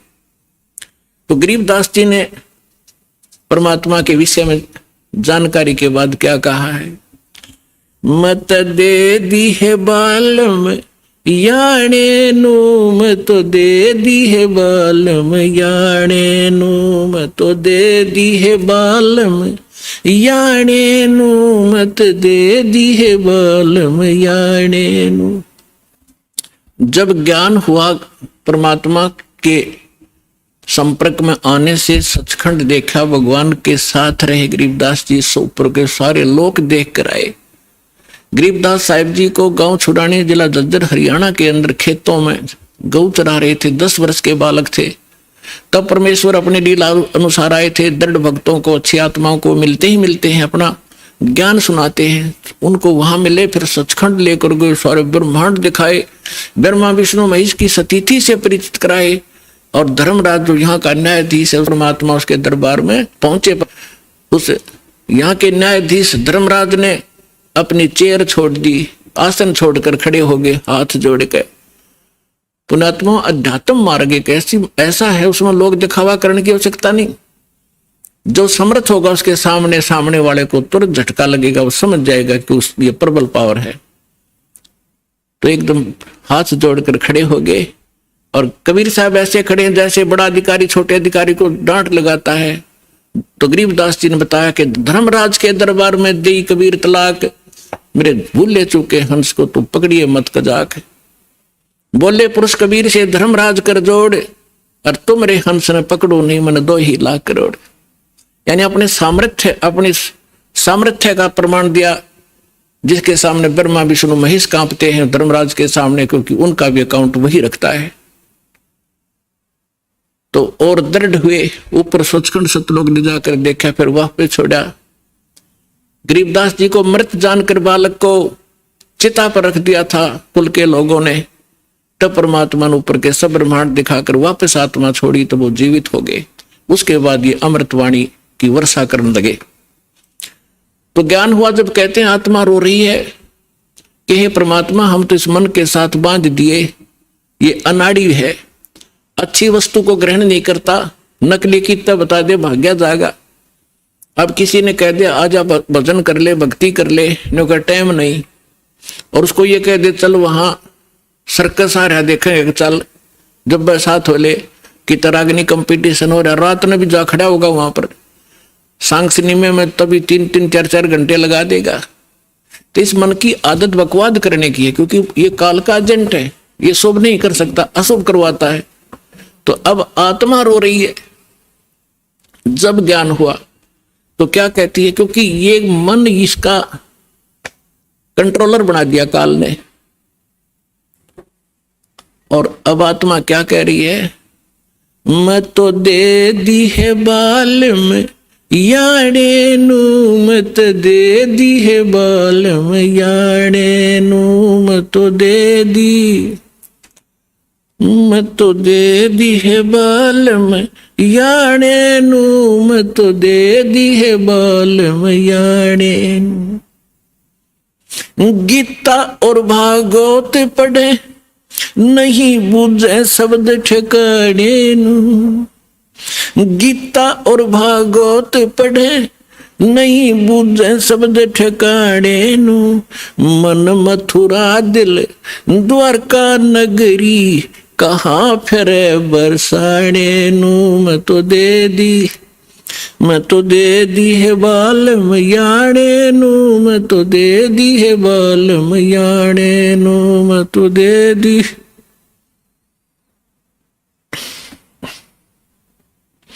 जब फुरमान धनी का आवे को राखे घर जाने नू, जब फुरमान धनी का आवे को राखे घर जाने नू, जा सतगुरु का शरणा लीजे जो मेटे जम तलबाने नू, जा सतगुरु का शरणा लीजे जो मेटे जम तलबाने नू, मैं तो दे दी, मैं तो दे दी है बालम याने नू, मैं तो दे दी है बालम याने। उत्तर दक्षिण पूरब पश्चिम फिरदा दाने दाने नू, उत्तर दक्षिण पूरब पश्चिम फिरदा दाने दाने नू, सर्व कला सतगुरु साहेब की हरि आणे नू, सर्व कला सतगुरु साहेब की हरि आणे नू, मैं तो दे दी है बालम याने नू, मैं तो दे दी है बालम याने नू। जम किंकर का राज कठिन है, ये नहीं छोड़ राजा राणे नू, जम किंकर का राज कठिन है, नहीं छोड़ राजा राणे नू, या दुनिया दा जीवन झूठा तुम भूल गए मर जाने नू, या दुनिया दा जीवन झूठा तुम भूल गए मर जाने नू, मैं तो दे दी, मैं तो दे दी है बालम याने नू, मैं तो दे दी है बालम याने नू। शील संतोष विवेक विचारो, ये दूर करो जुल्माने नू, शील संतोष विवेक विचारो, दूर करो जुल्माने नू, ज्ञान दाराज ध्यान दी तुरिया, कोई जाने पान रसाने नू, मैं तो दे दी है बालम याने नू, मैं तो दे दी है बालम याने नू। महल कपाट सतगुरु ने खोले, अमी महारस खाने नू, महल कपाट सतगुरु ने खोले, अमी महारस खाने नू, गरीब दास सुन भंवर उड़ावे, गगन मंडल रम जाने नू, मैं तो दे दी याने नू, मैं तो दे दी है बालम याने। अब क्या बताते हैं आदरणीय गरीबदास साहिब जी परमात्मा से प्राप्त ज्ञान को हमारे लिए कैसे सुना रहे हैं, कैसे बताया उन्होंने। आत्मा कह रही है जब ज्ञान हो गया तो गरीबदास जी कहते हैं मैं तो दे दी बालम याने नू, याना माने बालक, बालक बुद्धि का व्यक्ति, अनजान बिल्कुल छोटी बुद्धि का, जैसे बालक की बुद्धि जिस सत्र की होती है, तो हमारे ऋषि महर्षियों की इस सत्र की बुद्धि थी, क्योंकि ये सब काल के अधीन थे। तो क्या बताते हैं, गीता और भागवत पढ़े ना बूझे शब्द ठिकाने नू, गीता और भागवत पढ़े नहीं बूझे शब्द ठिकाने नो, मन मथुरा दिल द्वारका नगरी, कहाँ फिरे बरसाने नो। अब क्या बताना चाहते हैं कि गीता खूब पढ़े, गीता के मर्मज कवावे, भागवत की कथा 7-7 दिन सुनावे, उस कथा के कहने से मोक्ष होगा, गीता के पढ़कर सुनाने से मोक्ष नहीं होगा। उसके अंदर जो मूल मंत्र लिखा है उसकी साधना करने से मोक्ष होगा। अब गीता और भागवत पढ़े न बुझे शब्द ठिकाने नु, यानी जो सही मंत्र है, गीता श्रीमद् भगवद गीता में ओनली 1 मंत्र है जो ब्रह्म साधना का है। 8वें अध्याय के 13वें श्लोक में गीता ज्ञानदाता ये ब्रह्म है, सरपुरुष ये काल है, ज्योति निरंजन 21 ब्रह्मांड का प्रभु, ब्रह्मा विष्णु महेश का पिता है, श्री कृष्ण जी के अंदर प्रवेश करके बोल रहा है। इसकी ये ऐसी अटपट करता है, ये कहता है 4थे अध्याय के 5वें और 9 श्लोक में कहता, अर्जुन तेरे और मेरे बहुत जन्म हो चुके हैं, तू नहीं जानता मैं जानता हूं, और मेरे जन्म और कर्म अलौकिक हैं, अद्भुत है। तो ये सामने नहीं आता, इसने कसम खा रखी है, प्रतिज्ञा कर रखी है, मैं कभी किसी को अपने ओरिजिनल रूप में दर्शन नहीं दूंगा। तो ये क्या करता है, किसी में प्रवेश करके प्रेत की तरह जो कुछ करना करवाना उससे करवा जाता है और पाप उसके सिर पर धर देता है। तो यहां क्या कह रहा है वो, तो गीता अध्याय नंबर 8 के श्लोक नंबर 13 में कहा कि मेरा एक ओम अक्षर है, ओम इति एकाक्षरम ब्रह्म विहारण माम अनुस्मरण और ये प्रियति तदन देहम सयाति परमाम गति, मेरा केवल एक ओम मंत्र है, नथिंग एल्स। और जो इस ओम नाम के जाप का अंतिम सांस तक, शरीर छोड़ने तक सिमरण करता हुआ, छोड़ता हुआ भी सिमरण करता हुआ जाता है, तो ओम से मिलने वाली परम गति यानी ब्रह्मलोक की प्राप्ति कर सकता है। गीता अध्याय नंबर 17 के श्लोक नंबर 23 में फिर इसने स्पष्ट कर दिया है कि उस सच्चिदानंद घन ब्रह्म की भक्ति का मुझे ज्ञान नहीं है, लेकिन सांकेतिक बताता हूं, वो 3 मंत्र का जाप है। ओम तत्सत इति निर्देश ब्रह्मण त्रिवेद समर्थ है,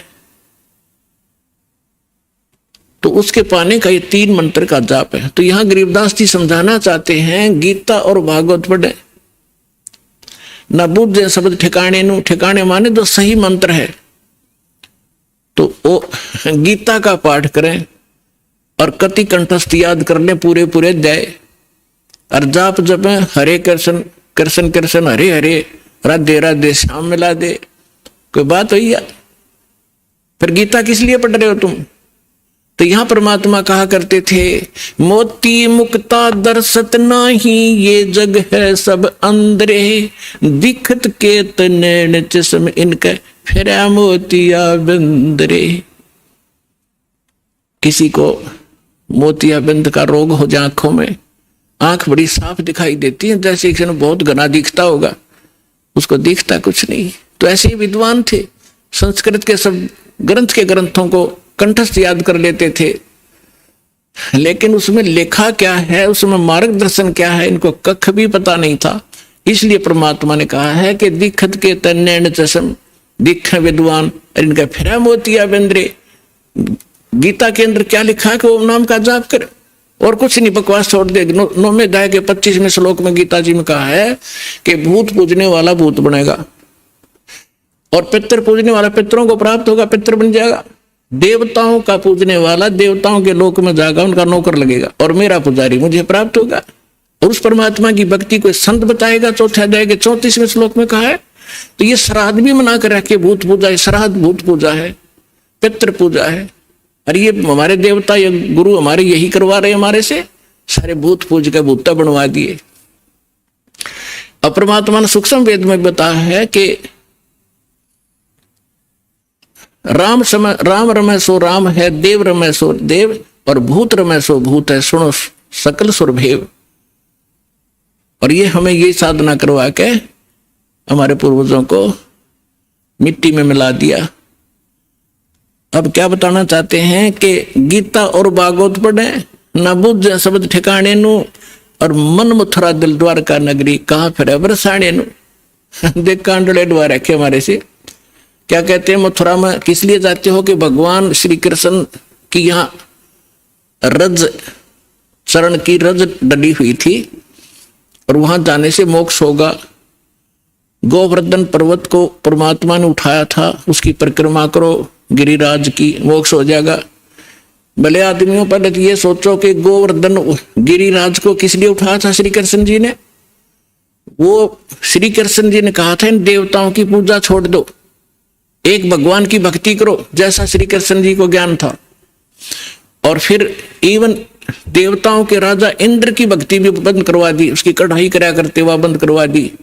इंद्र को क्रोध हुआ, ब्रज को डबोना चाहा, तब परमात्मा को याद करके, क्योंकि रामकृष्ण सतगुरु सहजादे कबीर भगवान के बच्चे हैं ये भी, और हमसे ज्यादा शक्तिशाली हैं, बड़े भक्ति युक्त से तभी उच्च पद को प्राप्त है। तो परमात्मा इनकी भी मदद करता जब ये हृदय से पुकारते हैं। और परमात्मा यही चाहते हैं कि ये जो आन उपासना हटे।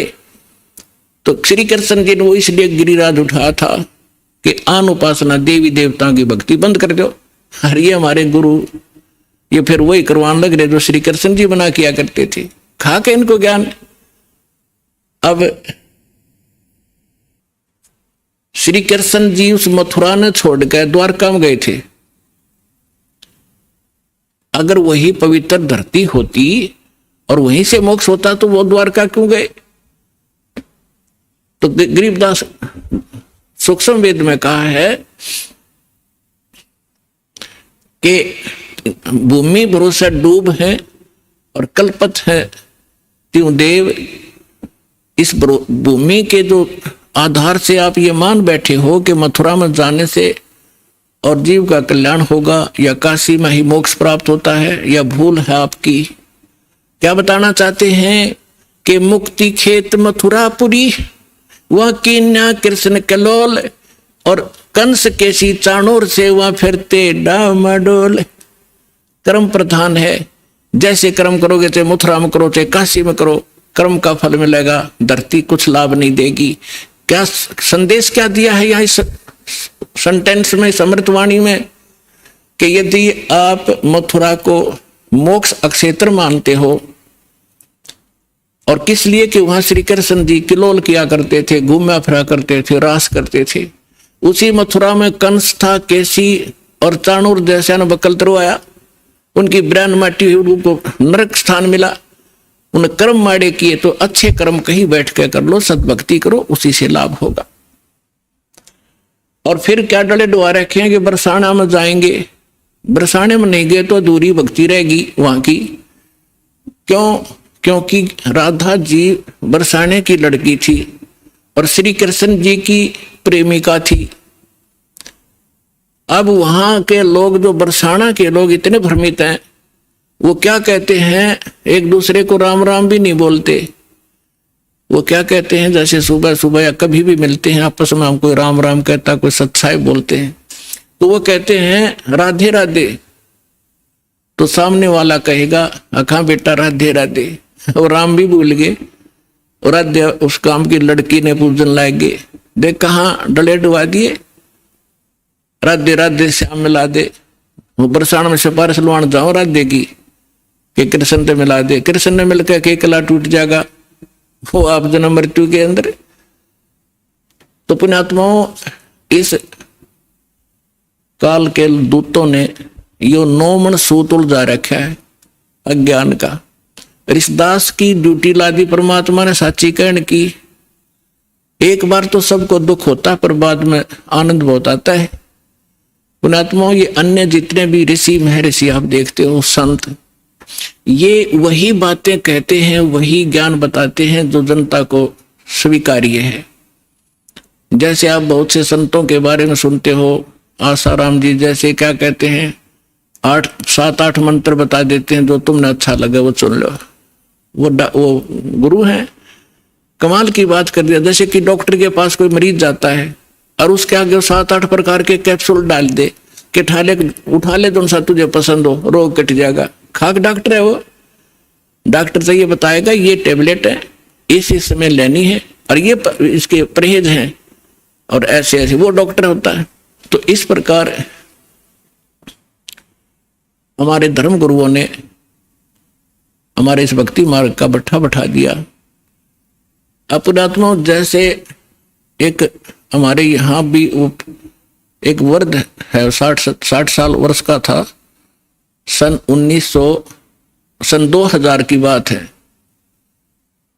हम यात्रा पर गए थे परमात्मा के वो मगर देखने के लिए बच्चों को, क्योंकि उसमें थोड़ी संगत थी। इनको दिखाकर काशी में लहर तारा तालाब दिखाया, इनको ये दृढ़ हुए, फिर उन्होंने लाखों को दृढ़ कर दिया कि सचमुच हम देख कर आए हैं। बाकी वहां जाना सिर्फ मोक्ष नहीं, लेकिन अपना तीर्थ स्थल, अपना विश्वास दृढ़ करने के लिए हम गए थे। तो रास्ते में एक्सीडेंट हो गया किसी कारण से, जिस बस में वो बूढ़ा बैठा था उसकी टांग फ्रैक्चर होगी। यहाँ किसी डॉक्टर को दिखाया, वो जहाँ पुराने आश्रम में रहा करता था, उसको क्या किया, जैसे डॉक्टर ने से कह दिया हमने कि इसकी वहां पट्टी लगाया होगा, डॉक्टर कंपाउंडर ने भेज दे। और वो बूढ़ा जाते ही नो कह, क्योंकि जख्म था उसके ऊपर से जो पट्टी उतार के, और उसके अंदर जो जख्म बना हुआ था उसको जरा सा भी हाथ लावे और वो नौका मर गया। तो कंपाउंडर क्या करे, उसी के ऊपर ऐसे ही थोड़ी सी पट्टी लगावे, दवाई लगा और पट्टी बांध जावे। रोजाना के 20 रुपये ले ले, 5-7 उसके होंगे, 2-4 5-10 डॉक्टर के होंगे उसमें से। तो 1 महीना हो गया, दर्द ज्यों का त्यों चिल्ला हुआ बूढ़ा। तो एक ऐसे ही कोई हमारा उसमें एक सेवक रहता था, उसका मित्र एक डॉक्टर था, वो चला गया। उसने पहले भी देखा था कि बूढ़े का चोट लग गई, कहाँ जी फ्रैक्चर हो गया था। उस दिन 1 हफ्ता 10 दिन के बाद उसने फिर पूछा क्या वृद्ध ठीक हो गया? तो उस भक्त ने बताया जी ठीक अभी हुआ नहीं है। तो उसने कहा चलो मैं देखता हूं। उसने जाकर देखा, वो पट्टी उतारी, उसमें मवाद भरा और इतना बड़ा सूज रहा वो। तो उसने कहा, इसने तो बैठा दिया, भाई कौन ऐसा डॉक्टर है, ये तो मवाद निकालने पार पड़ेगी। वो मोटरसाइकिल से उसके स्कूटर अपने घर पे गया, वहां से सारा ट्रीटमेंट का सामान लिया और वो पट्टी पाड़ के और उसका मवाद निकाला। बूढ़ा रोया बुरी तरह, है मर गया, है मर गया। वो कहने लगा, बाबा जी थोड़ी सी देर मर लेगा फिर ठीक हो जाएगा, ये दर्द 5 मिनट का है, फिर कति सुख हो जाना, टांग कटेगी तेरी। ऐसा जुल्म कर दिया इस नालायक ने। तो पुण्यात्मा उसने करके साफ और लगा के दवाई, पेन किलर दवाई गोली दे दी। तीसरे दिन जख्म भर गया बुढ़े का और 1 हफ्ते में कति चालन ठीक हो गया। तो ये 2 नीम हकीम हैं जो ये कहते हैं कि समाज नाराज हो जाएगा, श्राद्धन मना करे हैं, देव देवता की पूजा मना करे हैं, सारे विरोधी हो जाएंगे, बेशक हो जाओ। ये तो है नीम हकीम जो केवल ने सोचा ये नाराज ना होने चाहिए, चाहे बेशक इनका नाश हो जाओ।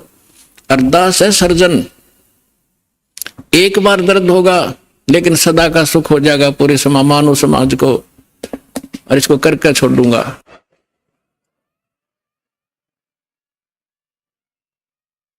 तो यहाँ क्या बताना चाहते हैं परमात्मा के मन मथुरा दिल द्वारका नगरी, कहाँ फिरता बरसाने नु।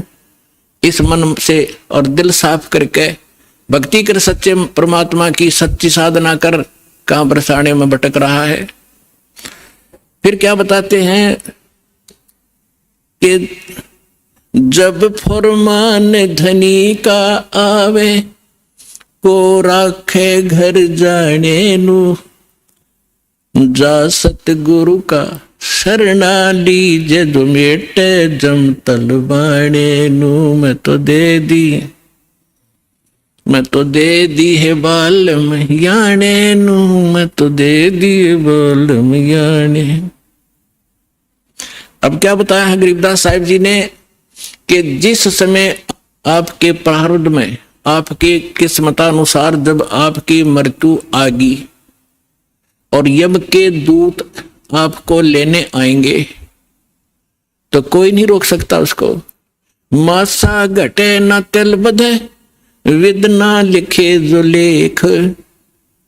तो कैसे, अब यहां क्या बताना चाहते हैं कि यदि आपकी मृत्यु का समय आ गया और चाहे आप 30 वर्ष 40 वर्ष 50 वर्ष के हो, 10 वर्ष के हो, 2 वर्ष के हो, 4 वर्ष के हो, तो आपकी मृत्यु होगी ही होगी।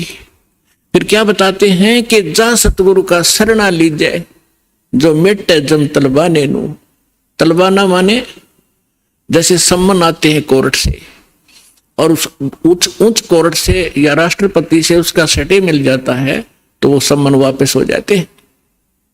तो यहां क्या बताना चाहते हैं कि जब फुरमान धनी का आया, आदेश आ गया, यहां जो विधाता ने विधान बना रखा है, तो को राखे घर जाने नु, और जा सतगुरु का शरणा लीजिए, मिटे जम तलबाने नु। धर्मराज दरबार में देई कबीर तलाक, मेरे भूले चुके हंस को तू पकड़िए मत कजाक। बोले पुरुष कबीर से धर्मराज कर जोड़े, तुमरे हंस को पकड़ो नहीं मुझे 2 ही लाख करोड़े। फिर क्या बताते हैं, धर्मराज ने फिर विनती की, प्रभु हे परमेश्वर, यहाँ का एक विधान है इस हमारे लोक का कि जैसा कर्म जिसने किया है वो दोनों भोगने पड़ेंगे, पुण्य भी और पाप भी। तो वो तो मैंने दंड देना पड़ेगा, उसका कोई समाधान बताओ। तो क्या बताते हैं कि कर्मों से तीरथ हैं वो अब जो जपे कबीरे, उनको तो पकड़ना पड़ेगा और जड़नी पड़े जंजीरे। वो तो मेरे बस की बात नहीं, मेरी विधान है परमात्मा। तब परमात्मा कबीर जी ने कहा कि कर्म भ्रम ब्रह्मंड के, मैं पल में करहूं ने से, जिन हमारी 2 ही दी सो करो हमारे पैसे। कहते हैं ये कर्म भ्रम तुमने यहाँ इनको मिसगाइड करके बुरे जुल्म करवा रहे हो तुम। ये कर्म भ्रम ब्रह्मांड के मैं पद्म कर दूं नेस, इन पर कलम मार दूंगा, इनको खत्म कर दूंगा। और जिन्होंने मेरी दुहाई दी वो करो हमारे पेश, उसका अकाउंट भी मत लेना तू। तो ये ज्ञानदास सुनाता ही रहता है, परमात्मा की अमरवाणी है, कोई डूम बाट के गीत नहीं, उस सच्चे परमेश्वर का बताया हुआ सच्चा विधान है। और ये ज्यों का त्यों है। परमात्मा ने कहा कि जो ये कह दे मेरे पास, तेरे पास आके मैं परमेश्वर कबीर जी का भक्त हूं, उसका अकाउंट भी मत लेना। जो मेरा सत्य साधक हो और किसी गलती से वो तुम ले भी आए हो तो मेरे पास भेज देना, करो हमारा पेश। एक भक्त बता रहा था जी, मैं सपने में रात को सो रहा था और 2 बैंकर से आए और मुझे कहने लगे कि चल तू। मैं उठकर चल पड़ा उनके साथ साथ। और जब पहुंच गए ना, एक बड़ी सी बिल्डिंग दिखाई दी थी, उसके निकट जाकर मैंने पूछा भी कहां ले जा रहे हो तुम मुझे? वो कहने लगे हम तुझे धर्मराज के पास ले जाएंगे और वहां तेरा लेखा जोखा होगा, फिर उसके बाद आगे जैसे आदेश होगा तेरा आगे फिर हम उसके बाद बताएंगे। तो कहने लगा तुम यम के दूत हो? हाँ, कहा यम के दूत हम। तो उसको बात याद आ गई कि हमने ज्ञान में सुना है, गुरुजी बताते हैं परमात्मा कबीर जी के भक्त को और यम के दूत नहीं पकड़ सकते। तो मैं उनके साथ झगड़न लग गया गुट्टम गुट्टा कि तुम मुझे नहीं ले जा सकते, छोड़ो। तो काफी देर मेरा उनका झगड़ा हुआ। तो मैंने बताया कि मैं कबीर परमेश्वर की भक्ति करता हूं, सच्चे सतगुरु की शरण में हूं, तुम कैसे ले जा सकते हो? और नहीं तो पूछ लो तुम्हारे जिसके पास मुझे ले जा रहे हो। तो उन्होंने देखा कि बड़ा दृढ़ता से बोल रहा है। उसने कहा, एक ने कहा कि तू यहां खड़ा रहे, मैं पता करके आता हूं। कहते वो अंदर गया, उसने मुझे आवाज सुनाई दे। उसने पूछा कि महाराज ऐसे ऐसे, वो कह रहा है कि मैं कबीर जी का शिष्य हूं, भक्त हूं और तो मुझे नहीं ग्रहण कर सकते। धर्मराज से कहा। धर्मराज ने अकाउंट देखा, वो दोबारा खोल कर देखा कि निकम्मे की तले आई इसने, इसको वापस छोड़ दो फटाफट, मुन्ने भी मरवाओगे तुम। तो तभी वापस आया और कहने लगा अरे छोड़, इसने बला ने ऊपर तो पटक दिया मैं और न्यू आऊं जैसे गोते खाता हुआ, झटके लगता हुआ, और एकदम बॉडी में प्रवेश किया।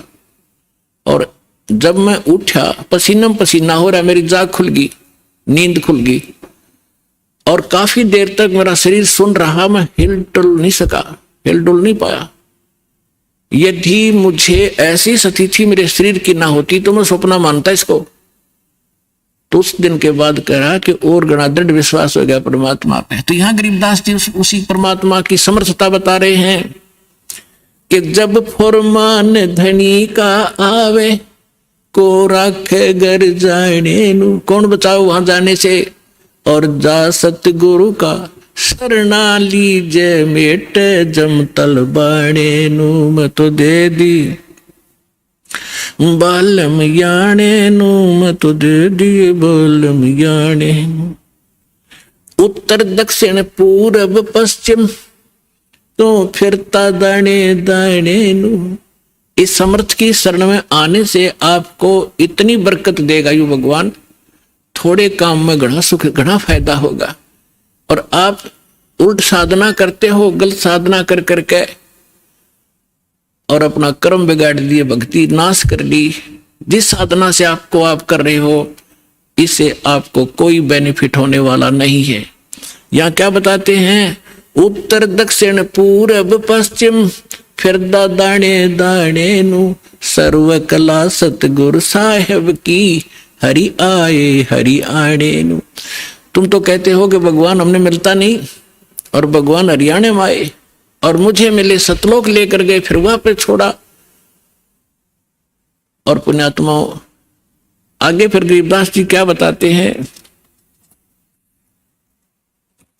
मत दे दी है बाल में बैरे नू, मैं तो दे दी है बाल में बैरे नू, मैं तो दे दी बैरे नू मत दे दिए बालम बैरे नू।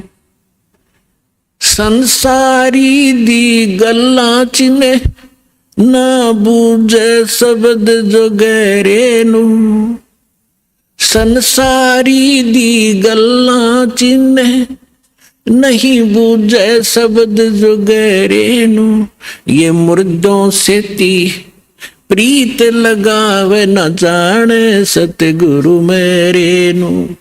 मुर्दों से ती प्रीत लगावे न जाने सतगुरु मेरे नू। मैं तो दे दी है बालम बैरे नू, मत दे दी है बालम बैरे नू।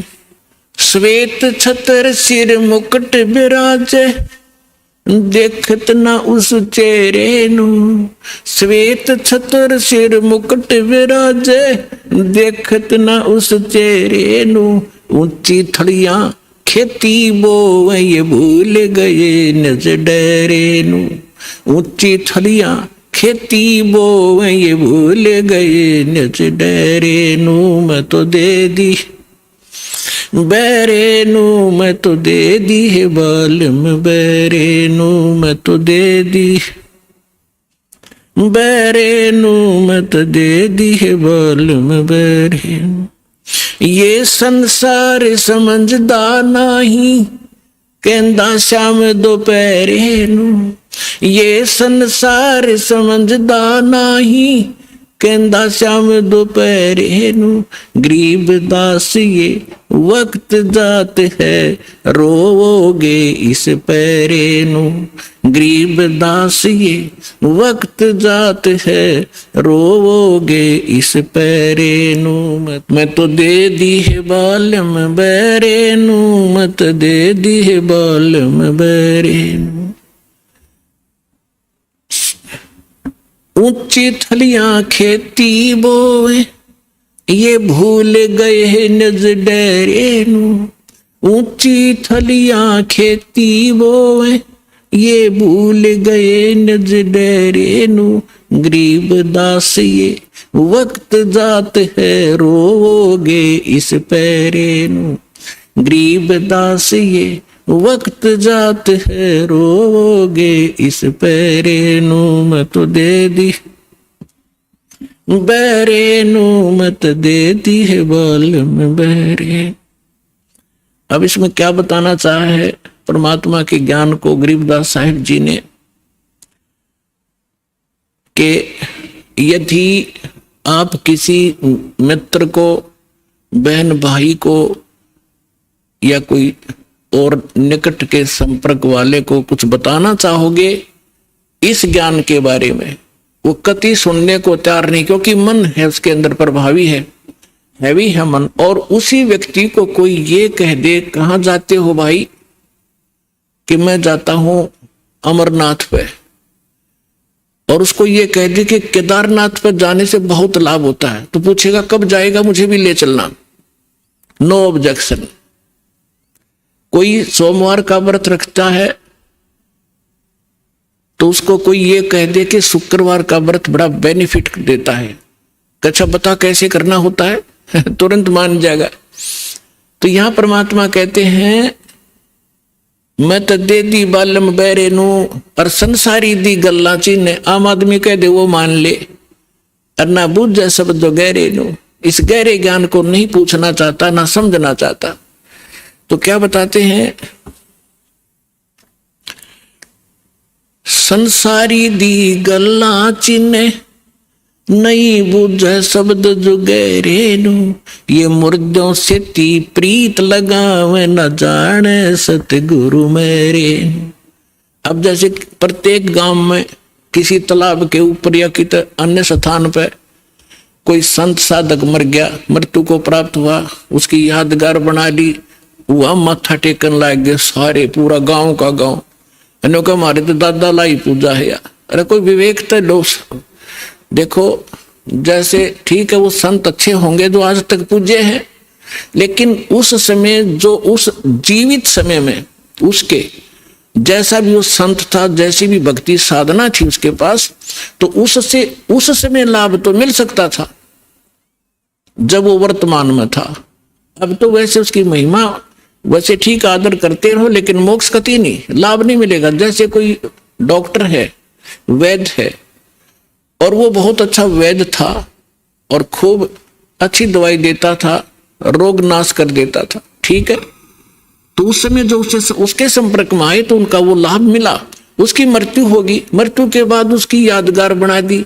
और वहां फिर अब कोई जावे उस वैद्य से ये कहने कि वैद्य जी मेरा मलेरिया हो गया, दवाई बताइयो, वह वैद्य की मूर्ति वह दवा काम नहीं कर सकती, जो ओरिजिनल जीवित कराया करता था। तो यह भूल मारा ईब तई लाग रही थी, अब मिटेगी। तो क्या कहते हैं, मुर्दों से ती प्रीत लगावे, ना बूझे शब्द जो गहरे नु।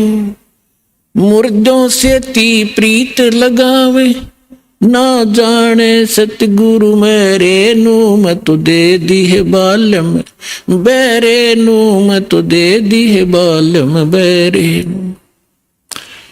फिर क्या बताते हैं, श्वेत छतर सिर मुकुट विराजे। निराकार निराकार का ढोल पीट रखा था।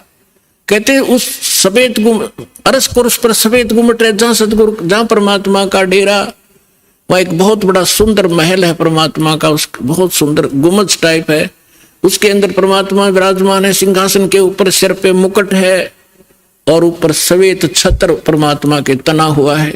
श्वेत छत्र सिर मुकुट विराजे, देखत ना उस चेहरे नु। श्वेत छतर सिर मुकुट विराजे, देखत ना उस चेहरे नु। ऊंची थलियां खेती बो ये भूल गए निज डेरे नु। ऊंची थलियां खेती बो ये भूल गए निज डेरे। अब क्या बताना चाहते हैं कि परमात्मा साकार है, मनुष्य सदृश्य है, सभी सदग्रंथों से दास ने प्रमाणित कर दिया आपके समक्ष।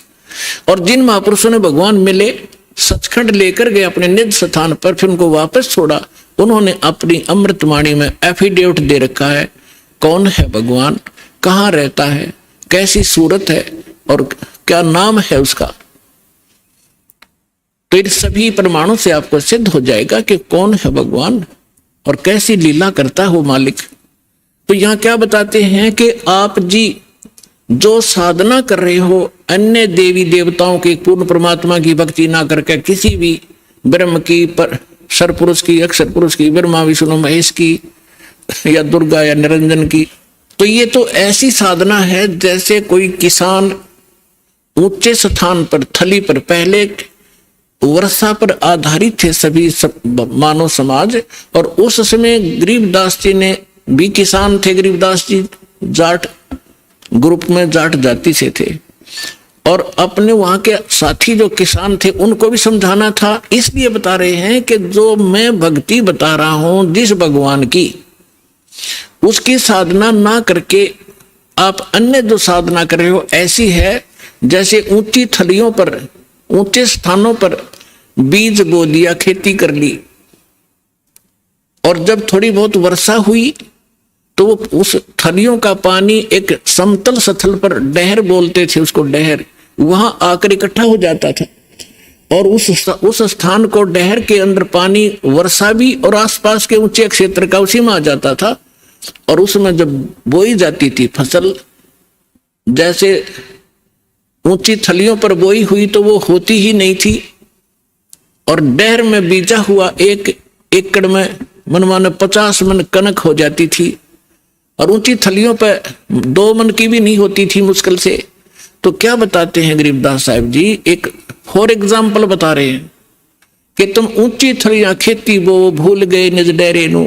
इस परम पिता परमात्मा सतपुरुष कबीर साहब की भक्ति ना करके आप अन्य देवी देवताओं की भक्ति करके ऐसी लाभ उठा रहे हो जैसे ऊंची थली पर खेती करने वाले किसान को कोई लाभ नहीं होता।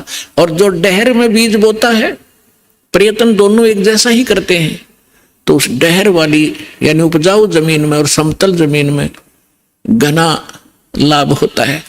तो समझाना चाहते हैं कि जो साधना हम बताते हैं वो तो डहर समझो। अब फिर बताते हैं,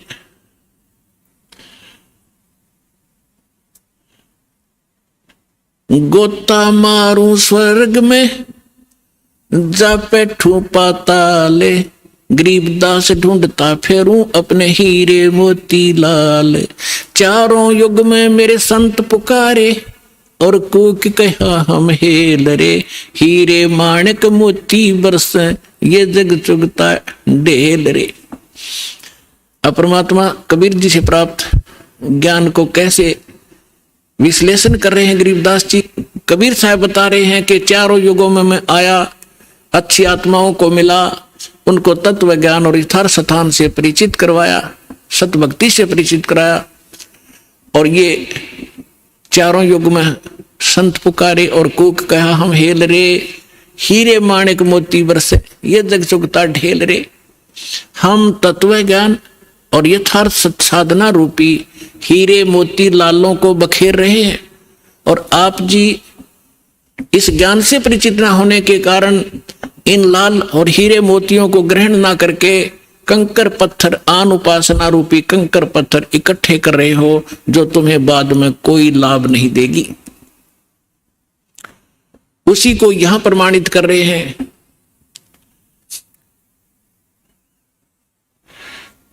श्वेत छतर सिर मुकुट बिराजे, देखत ना उस चेहरे नु, ऊंची थरियां खेती बोवे ये भूल गए निज डेरे नु।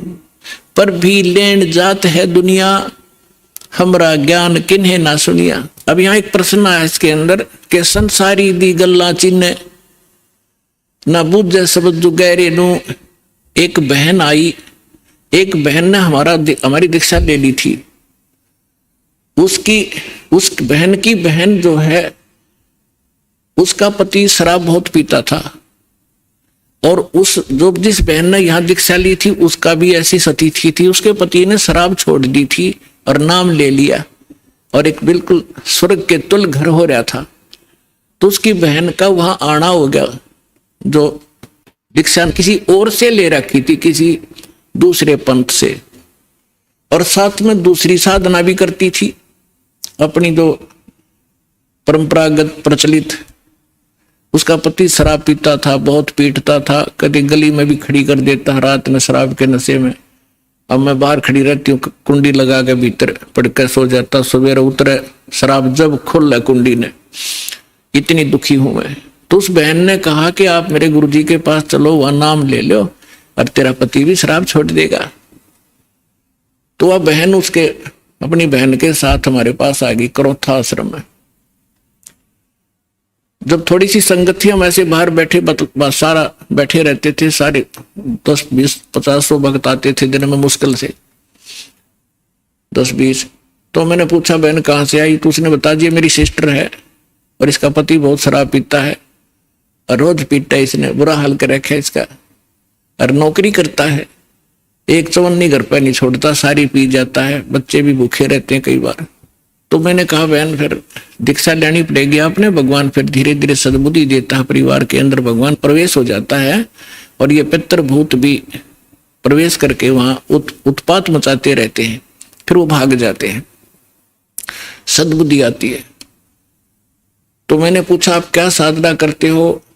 उसने बताया जी मैं ऐसे ऐसे धन धन सतगुरु अणा का नाम ले लिया, गुरु जी का ले रही हूँ 4-5 वर्ष से।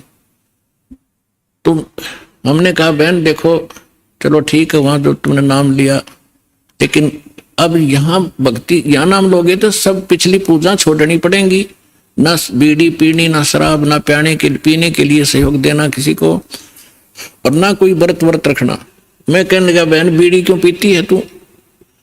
ने बोली जी बीड़ी मैं पहले ना पिया करती, नाम लेने के बाद पीने लगी।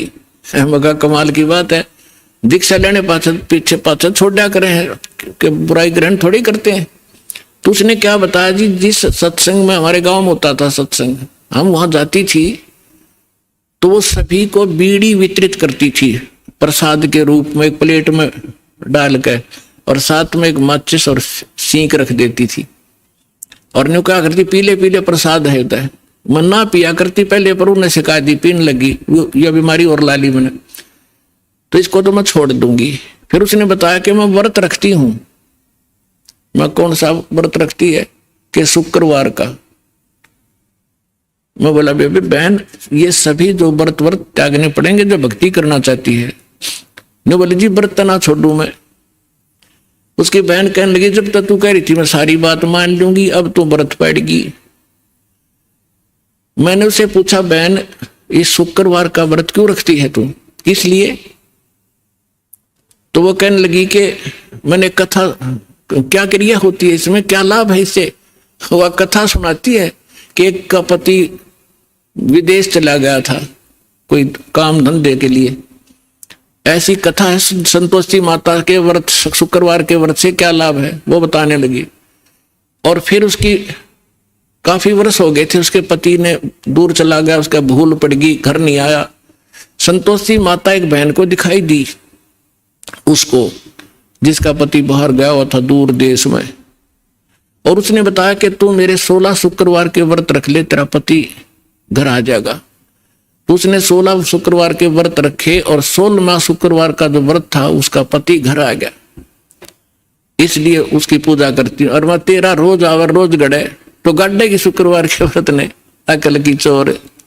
चलो उसका तो पति दूर चला गया था, उसकी तो बुला लिया उसकी संतोषी माता ने, तेरा तो डेली आवर डेली गड़े तने, और फिर भी शुक्रवार का व्रत है कल तुम्हारे अंदर।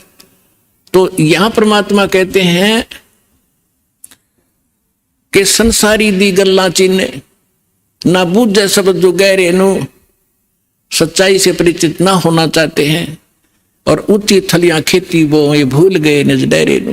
फिर क्या बताते हैं कि ये संसार समझदा ना ही कहंदा श्याम दोपहरे नु। अपने आत्माओं सटाट सत्संग यहां से हुआ था। भाई तन दर सुखिया कोई ना देखा, जो देखा सो दुखिया हो, उदय अस्त की बात करते हैं, मन सबका किया विवेका हो, सबका किया विवेका हो।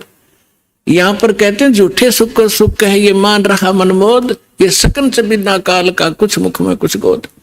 तो क्या बताना चाहते हैं आदरणीय गरीबदास साहिब जी कि ये संसार समझदा नहीं कहंदा श्याम दोपहरे नु।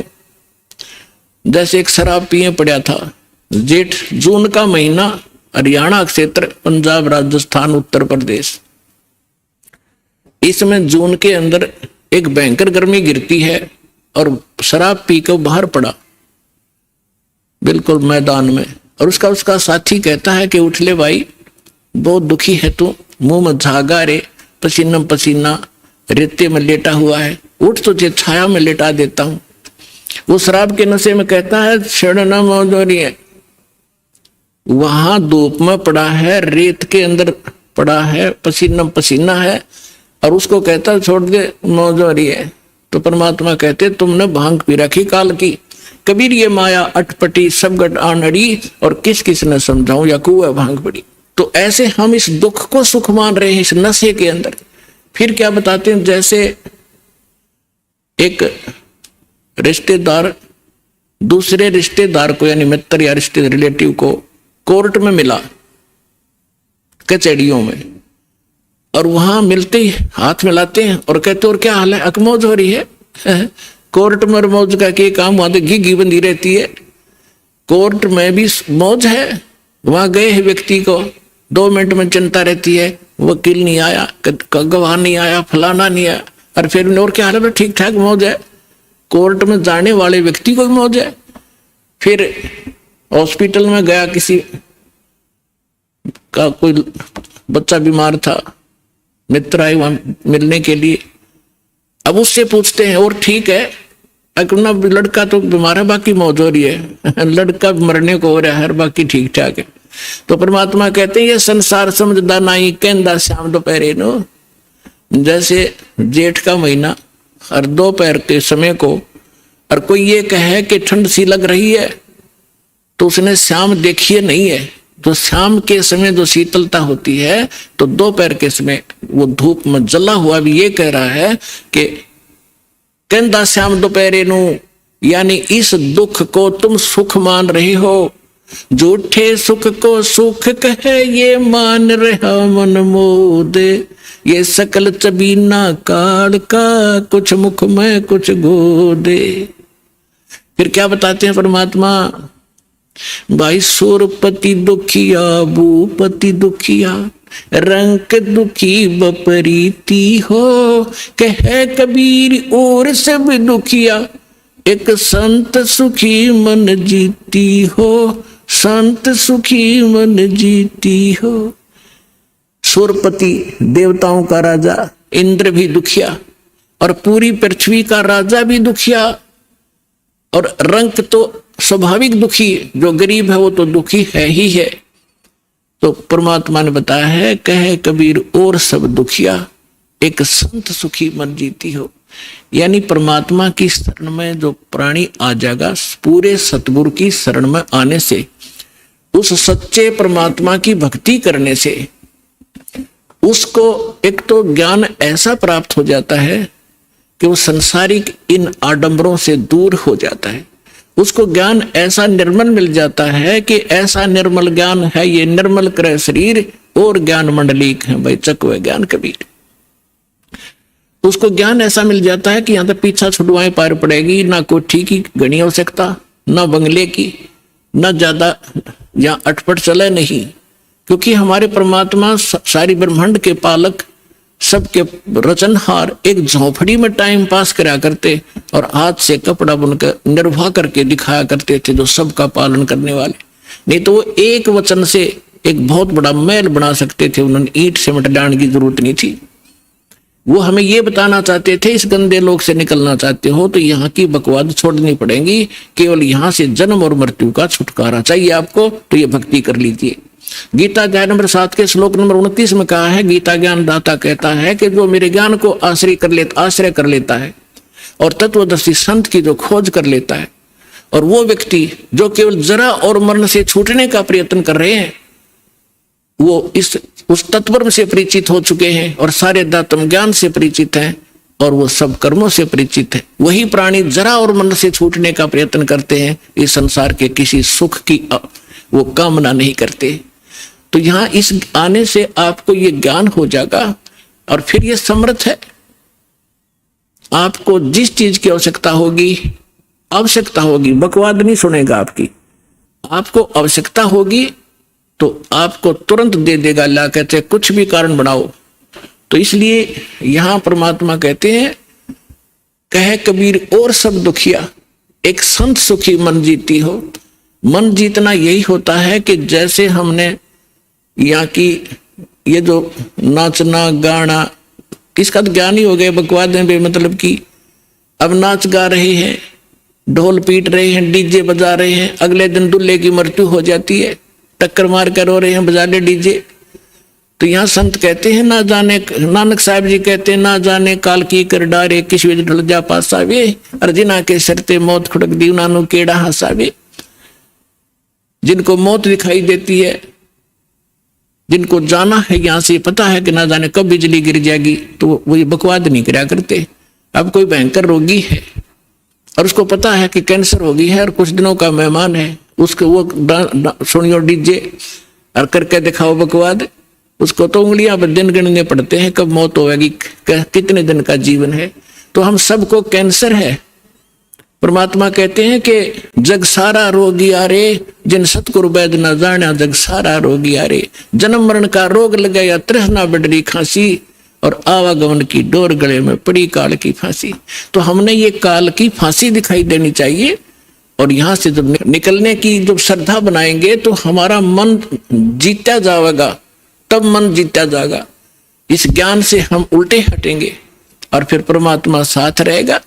कहते हैं, कल्पे कारण कौन है कर सेवा निकाम, सेवा माने पूजा, और मन इच्छा फल दूंगा जब पड़े मेरे ते काम। तो इस प्रकार इस सत साधना करने से आपका भी मोक्ष, आपके बच्चों का भी मोक्ष। और कबीर साहब ने ये वो समय वो है जो वचन पहले कहा था कि भक्ति बीज होगा जो हंसा, और तारों तास के इकोत्र वंशा।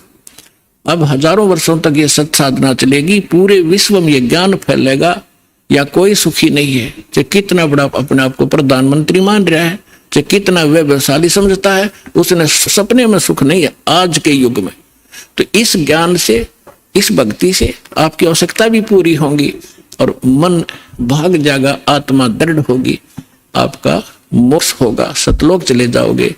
सदा सुखी हो जाओगे और रहना मर्यादा के अंदर।